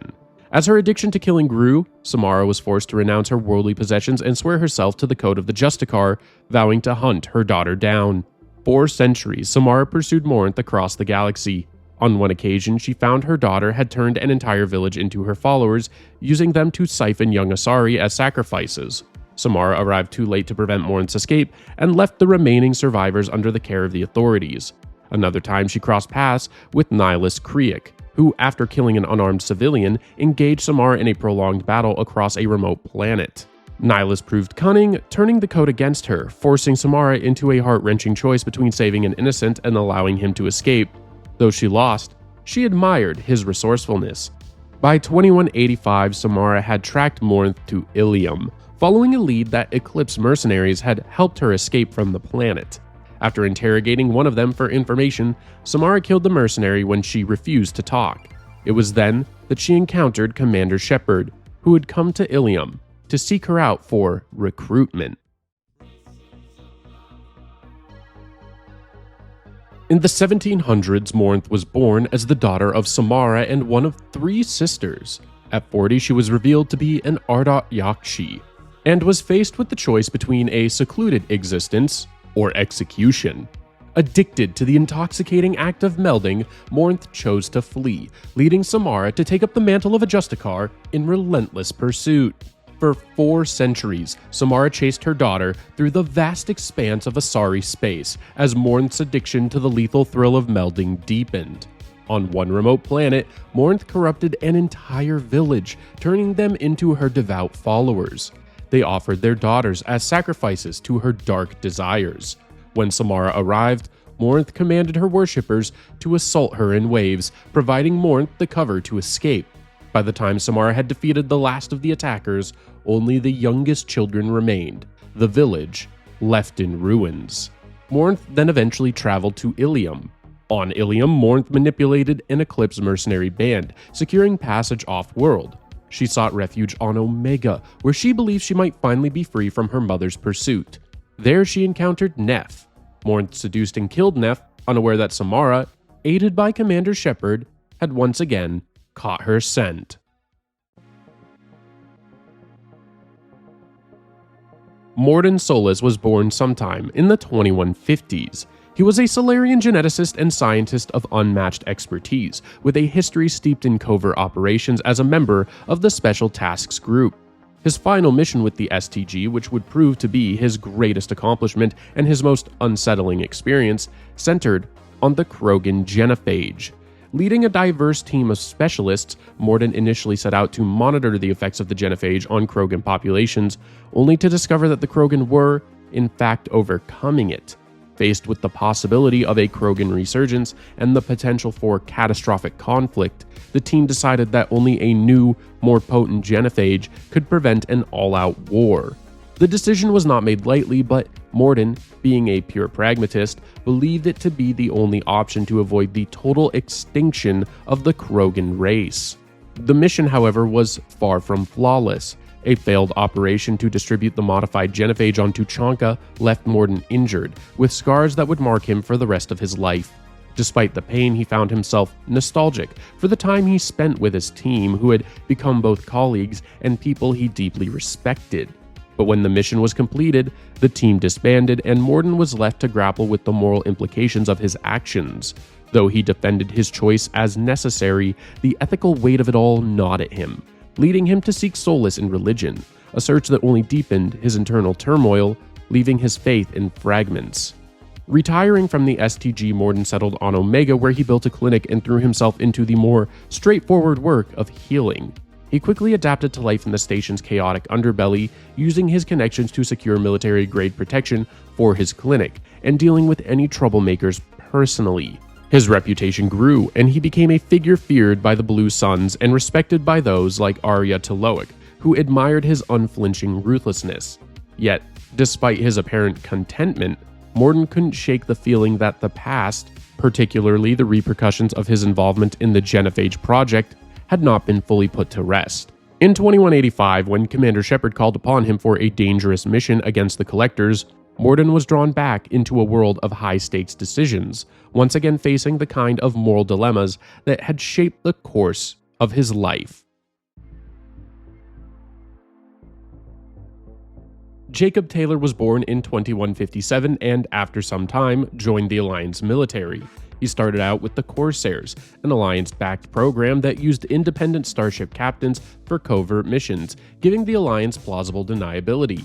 However, disillusioned by the inefficiency of the Alliance bureaucracy, Jacob left the Corsairs and was reassigned to Eden Prime. There, he witnessed the brutal Geth attack that nearly obliterated the colony.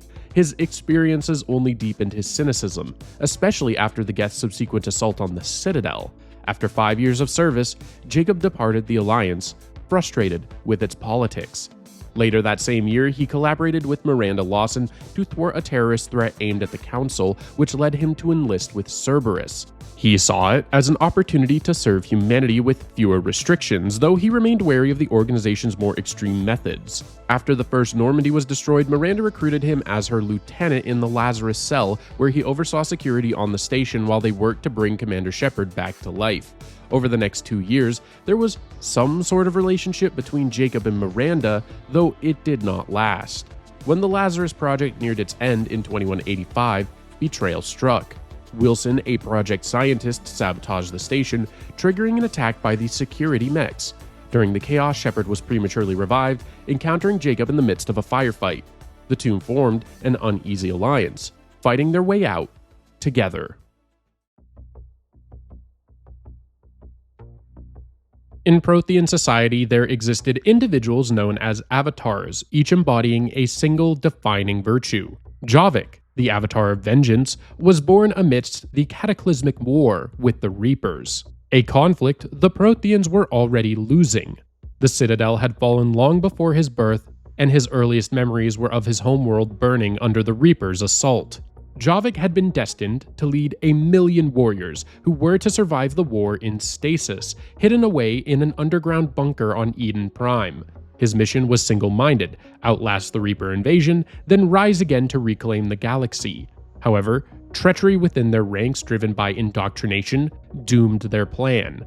Traitors betrayed their sanctuary's location, and soon the bunker was under attack. As the Reapers slaughtered hundreds of thousands of Protheans still in stasis, the facility's supervising VI, Victory, initiated a neutron purge to prevent the invaders from taking the underground complex.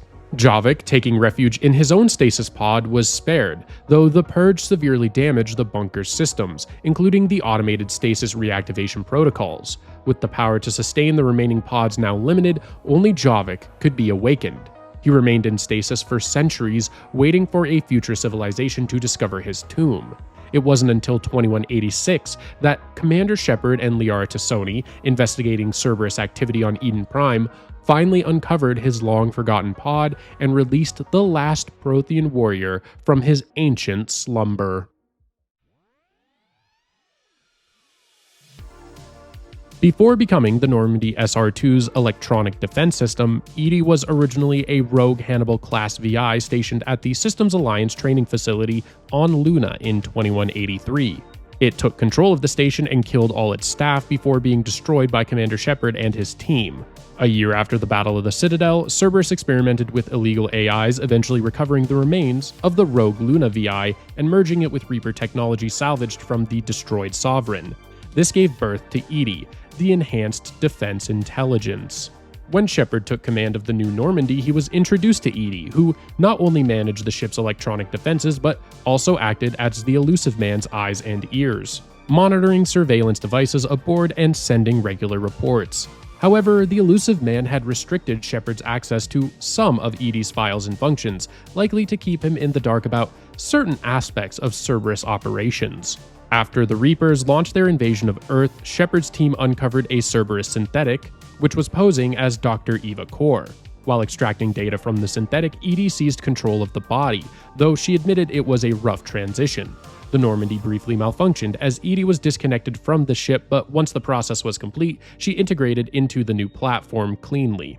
EDI thus began a new role, providing ground support and offering the commander a more personal physical presence aboard the ship, marking the beginning of a new chapter in her existence. James Vega was born to Joshua Sanders and Callista Vega. His childhood was marred by the early death of his mother when he was just 14, and his father's descent into addiction thereafter, which fractured their relationship beyond repair. At the advice of his uncle, Emilio, James enlisted in the military in 2176. By 2179, James had earned officer candidacy, and by late 2180 he was fully commissioned into Delta Squad, an elite Alliance Special Forces unit. His early years in the squad saw him stationed at the remote colony of Fel Prime, where he witnessed the brutality of the Collectors firsthand. The mission was a turning point for James, sharpening his resolve as a leader. He looked to Commander Shepard as his guiding example, wearing a Normandy badge on his uniform despite the teasing of his squad mates. In 2183, Delta Squad was deployed to Fel Prime to stop an invasion by the Blood Pact mercenaries. A deadly crash and a series of intense tactical decisions saw James take command after his superior was incapacitated. He proceeded to lead with determination and ingenuity, even challenging the Blood Pact's leader, Archuk, to a one-on-one duel. Over the next 2 years, Fel Prime prospered, though dark clouds loomed as the colony faced threats from the Terminus system. James, now a hero to the locals, developed a connection with the colonists, particularly a young girl named April and a romantic interest in an Asari named Tria. However, his personal life was continuously complicated by the relentless demands of his military duties. One such duty involved investigating a mysterious jamming signal, which would lead to an encounter with the Collectors, as the enigmatic species then invaded the colony. Despite overwhelming odds, James fought through the chaos, even as tensions with his squad reached a boiling point. A tragic series of events saw the death of one of his squad mates, Nikki, at the hands of a monstrous Praetorian. Then he was forced to make an impossible choice, sacrificing the lives of the colonists to save Tria, the woman he had grown so close to. In the aftermath of the battle, James struggled with the emotional weight of his decisions, burdened by guilt and self-doubt. Despite the promotions and praise he received following Fel Prime, he sought refuge on Omega, where he drowned his frustrations in card games and ale. That was when Admiral Anderson found him, offering a new assignment: guarding the most famous prisoner in the galaxy, Commander Shepard.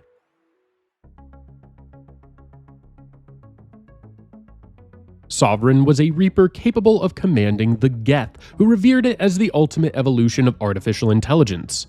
A god. However, Sovereign had no such reverence for them. It considered the Geth mere instruments, tools to usher in the Reaper's return.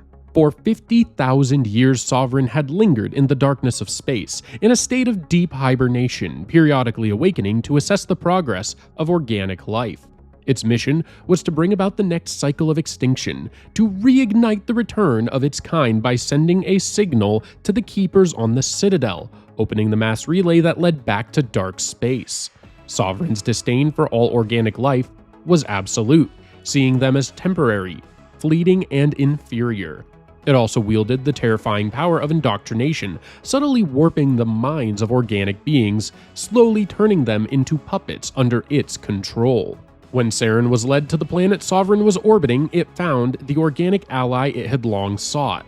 Saren, a powerful and respected member of the Spectres, believed he could strike a deal, prove the value of organics to the Reapers, and secure his own survival when the cycle inevitably began again.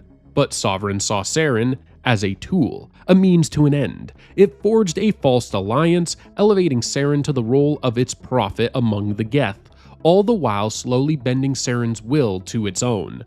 Though the indoctrination process had begun, Saren retained enough free will to be useful in the search for the conduit.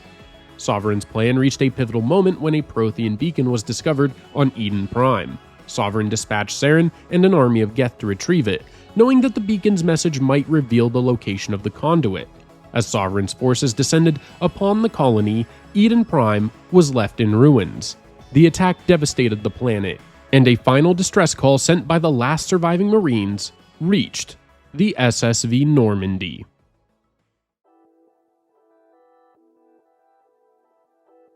Saren Arturius, born in 2139, was one of the most distinguished figures in the history of the Turian species. At the age of 15, he followed the strict path of his people, entering the military and rising rapidly through its ranks. His ruthless efficiency and unflinching loyalty earned him a spot as the youngest Turian to join the Spectres, the elite operatives serving directly under the Citadel Council. For over 2 decades, Saren's career was marked by a relentless pursuit of galactic stability, particularly in the volatile regions like the Skyllian Verge. However, beneath the polished exterior of a dutiful agent, darker elements were taking shape. Saren's methods, while effective, were often brutal, earning him both respect and fear amongst his peers. By 2165, Saren's investigation into illegal arms dealings and the pursuit of a mysterious artifact revealed the depths of his growing disillusionment with the Council and his own species' place in the galaxy. His covert dealings, cold interrogations, and ruthless elimination of threats all pointed to a singular obsession: control. But Saren's pursuit of power was soon overshadowed by the discovery of a greater force: Sovereign, a reaper from beyond the stars, whose promises of galactic order and stability seduced Saren into its service. Under Sovereign's influence, Saren's transformation was slow but entire. His belief in the greater good, twisted by the Reaper's indoctrination, led him to see the Reapers not as invaders but as liberators, harbingers of a new order. As Sovereign's most powerful agent, Saren became a tool of unimaginable destruction, using his Spectre authority to manipulate the galaxy's forces and committing heinous acts, including the murder of his own friend and fellow Spectre, Nihilus. Saren's journey eventually found him on the human colony of Eden Prime, where he sought to uncover the secrets of the Prothean beacon and find the conduit, an ancient device that would open the door of the galaxy to the Reapers. But his plans were interrupted when the SSV Normandy, under the command of Captain David Anderson, arrived on the scene. Matriarch Benezia was a figure of incredible influence, both as an Asari biotic and a spiritual leader.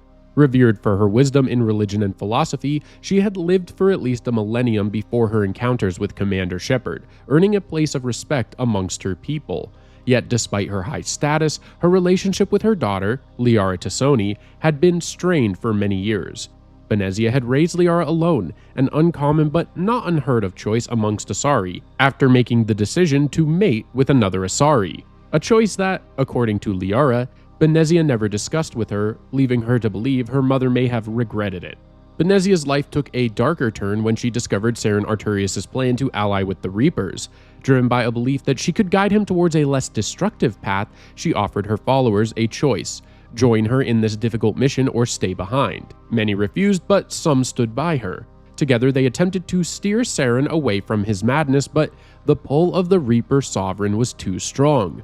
Benezia, along with her guards and allies, fell under its control, becoming an extension of Saren's will. In her new role as his advisor and second-in-command, Benezia continued her work through the corporation Binary Helix, funding the creation of a new breed of Rachni from a freshly discovered egg. These creatures were intended to serve as part of Saren's growing army, but when the Rachni went rogue, Benezia went to investigate the situation on Noveria, where she also sought to access the Queen's genetic memory to uncover the location of the Mu Relay. Fist, a notorious crime lord and former agent of the Shadow Broker, once found himself entangled in a web of intrigue on the Citadel. Both the Shadow Broker and Cerberus had reasons to seek him out. Cerberus wanted the secrets he held about the Shadow Broker, and the Broker, angered by Fist's defection, wanted him dead. Fist had struck a deal with Cerberus for asylum, but things quickly went awry when the Broker discovered his betrayal and dispatched the Krogan bounty hunter Erdnot Rex to eliminate him. One evening, as Fist dealt with business matters at Cora's den, he returned to his high-rise apartment, flanked by 2 Krogan guards. No sooner had he stepped inside than he was confronted by Rasa, a Cerberus agent. She had already discovered that instead of siding with Cerberus, Fist had sold out to Saren Arturius. When Rasa demanded an explanation, Fist's answer was simple. Saren had made him a better offer. From his apartment window, Fist saw Rex approaching, ready to fulfill his contract. Caught between the two factions, Fist offered a third option to Rasa, convincing her to let him go for now. She hoped that by allowing Fist to live, she could learn more about his ties to Saren, while also confident that Rex would eventually deal with Fist. Following the escape from his apartment, Fist's fate still hung in the balance. Around this time is when Commander Shepard learned that Fist had been in contact with a Quarian who possessed vital evidence of Saren's betrayal. It was then that Shepard and the team raided Cora's den, storming Fist's office, setting the stage for a consequential confrontation.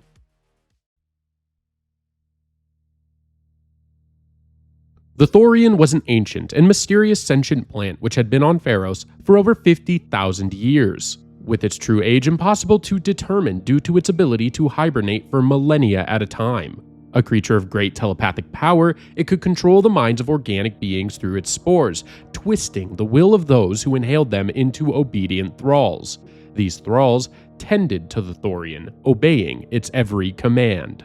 Long before the Protheans came to Pharos, the Thorian had already been there, awakening periodically to exert control over its environment. The Protheans, intrigued by the plan's presence, unknowingly became part of its vast consciousness. In death, their knowledge was absorbed, contributing to the growing web of information within the Thorian's mind. From them, it learned of the Cipher. Even as the Protheans vanished, the Thorian remained. In the late 2170s, Exogeny Corporation began to establish a colony at Zoo's Hope, unknowingly settling directly above the Thorian's lair. When the plant awoke from its long slumber, it began infecting the colony's inhabitants with its spores. Exogeny, seeing the potential for study, allowed the colonists to fall under the Thorian's control, observing the gradual breakdown of their autonomy. By 2183, the majority of the settlers had become thralls, their minds manipulated by the Thorian's silent commands. The Thorian allowed them to live out normal lives until it needed them for more specific tasks, careful not to draw too much attention to itself. It was then that Saren Arturius, seeking the cipher for his own purposes, made a covert journey to Pharos. With him was Shiala, a powerful Asari biotic, who Saren offered in a deal, allowing her to become the Thorian's new vessel. Through a mind meld, she absorbed the cipher, which she transferred to Saren. But Saren knew Commander Shepard was on his trail and could not allow him to gain the cipher. He stabbed the Thorian in the back as he ordered the Geth to destroy the Thorian. The Geth descended on Zoo's Hope, but the colonists fought back, barricading the entrance to the lair and defending it with violent zeal. When news of the attack reached Commander Shepard, the Normandy was dispatched to Pharos, setting the stage for a confrontation that would finally unravel the mysteries of the Thorian. The Blue Suns, a mercenary group operating throughout the Skyllian Verge, are known for their ruthless efficiency and discretion, charging hefty fees for their services. Their members often sport tattoos of a blue sun, a symbol of their allegiance, though during high-risk operations the tattoos are erased to protect their identities, only to be reapplied once the job is completed. The group was founded in 2160 by Zaid Masani and Vito Santiago. Zaid led the mercenaries in the field, while Vito handled the administrative side. However, by 2165, a growing disagreement over the inclusion of Batarians and involvement in their slave trade sparked a bitter power struggle. Vito, in the end, took full control, expelling Zaid in violent fashion. In the wake of the betrayal, Vito made a calculated move to appease his new Batarian benefactors by hiring Batarians in significant numbers and naming Batarian Solom Dalsera as head of operations. Vito's public step down to co-executive officer was a political gesture designed to deflect attention and safeguard his life from assassination attempts. The move worked, securing the Sun's long-term stability. As the years passed, the Blue Suns grew into a powerful force with operations spanning dozens of systems. Solom was widely recognized as the group's founder and leader, while Vito remained a shadow figure, known only to a select few within the organization. The Blood Pack, a ruthless mercenary group, is known for its brutal, straightforward approach to conflict, often resolving disputes with raw force. Originally a small gang of Vorcha operating in the Terminus systems, they were transformed into a formidable force by Ganar Rang, a Krogan battlemaster exiled from Tuchanka for violence against a female Krogan. Rang, driven by a thirst for revenge and the desire to regain his status, took control of the Vorcha, shaping them into a notorious pirate crew. His success was not just a matter of reputation, but savvy business.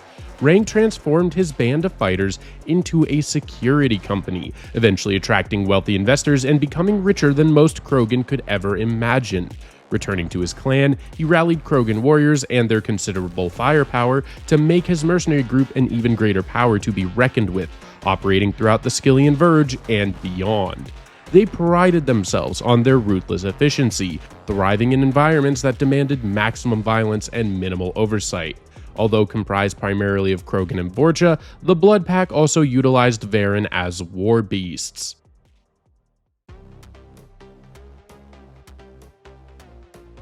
Eclipse was a mercenary outfit founded by Jonah Sedaris, an Asari commando with a reputation for tactical ingenuity.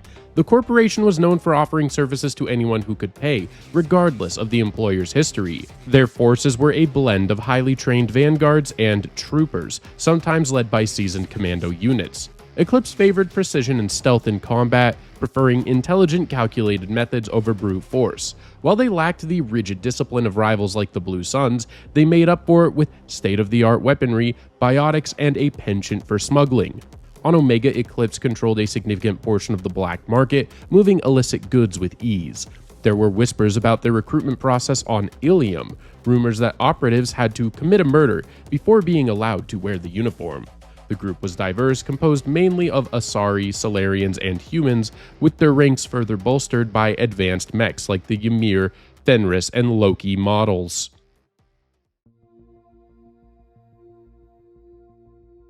Harbinger was the first of the Reapers, created in the image of the ancient Leviathans and stood as a harbinger of the galaxy's periodic destruction.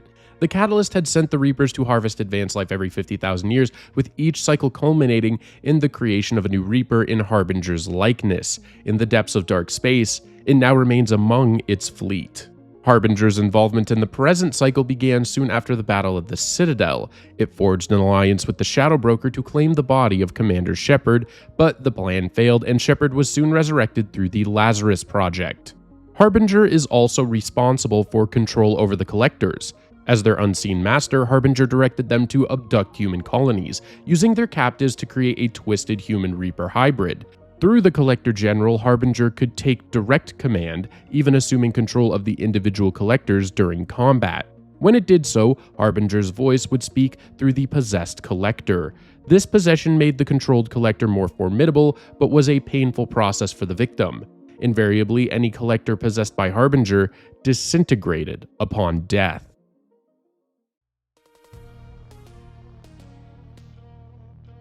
Kai Lang was born of Chinese and Russian heritage, and he enlisted in the Alliance military at the age of 16, though his credentials were forged. In 2172, he began his career with a routine assignment in the Terminus systems, tasked with patrol and reconnaissance. The next year, he was sent to the Exodus cluster for similar duties but found himself reprimanded after taking medals from the bodies of enemy officers during a skirmish. His exemplary service record led to a reduced sentence. In 2174, he led a successful raid on Ention, a mission that earned him a recommendation for the Systems Alliance Medal of Valor. By 2175, his growing reputation saw him selected for a tactical reconnaissance mission at Kite's Nest, after which he was accepted into the prestigious Interplanetary Combatives Academy. That same year, he received the N7 designation, a mark of distinction within the Academy. However, his career took a dark turn in 2176. During a period of leave, he was involved in a violent altercation on the Citadel where he murdered a Krogan in a bar fight with his standard-issue service blade.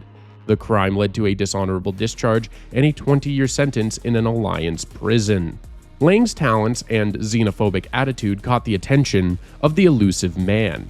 He orchestrated Lang's release from prison, and Lang quickly became the Elusive Man's most trusted agent, an expert infiltrator and assassin, carrying out the most dangerous and covert missions with chilling efficiency. Over the years, his body was altered with Cerberus's Phantom-class cybernetic enhancements, making him an even more formidable operative. For more than a decade, he served the Elusive Man, operating in the shadows unseen, yet always deadly. By the time the Reapers invaded, Kai Lang would come face to face with none other than Commander Shepard, with their soon-to-be many confrontations dictating the very fate of the galaxy.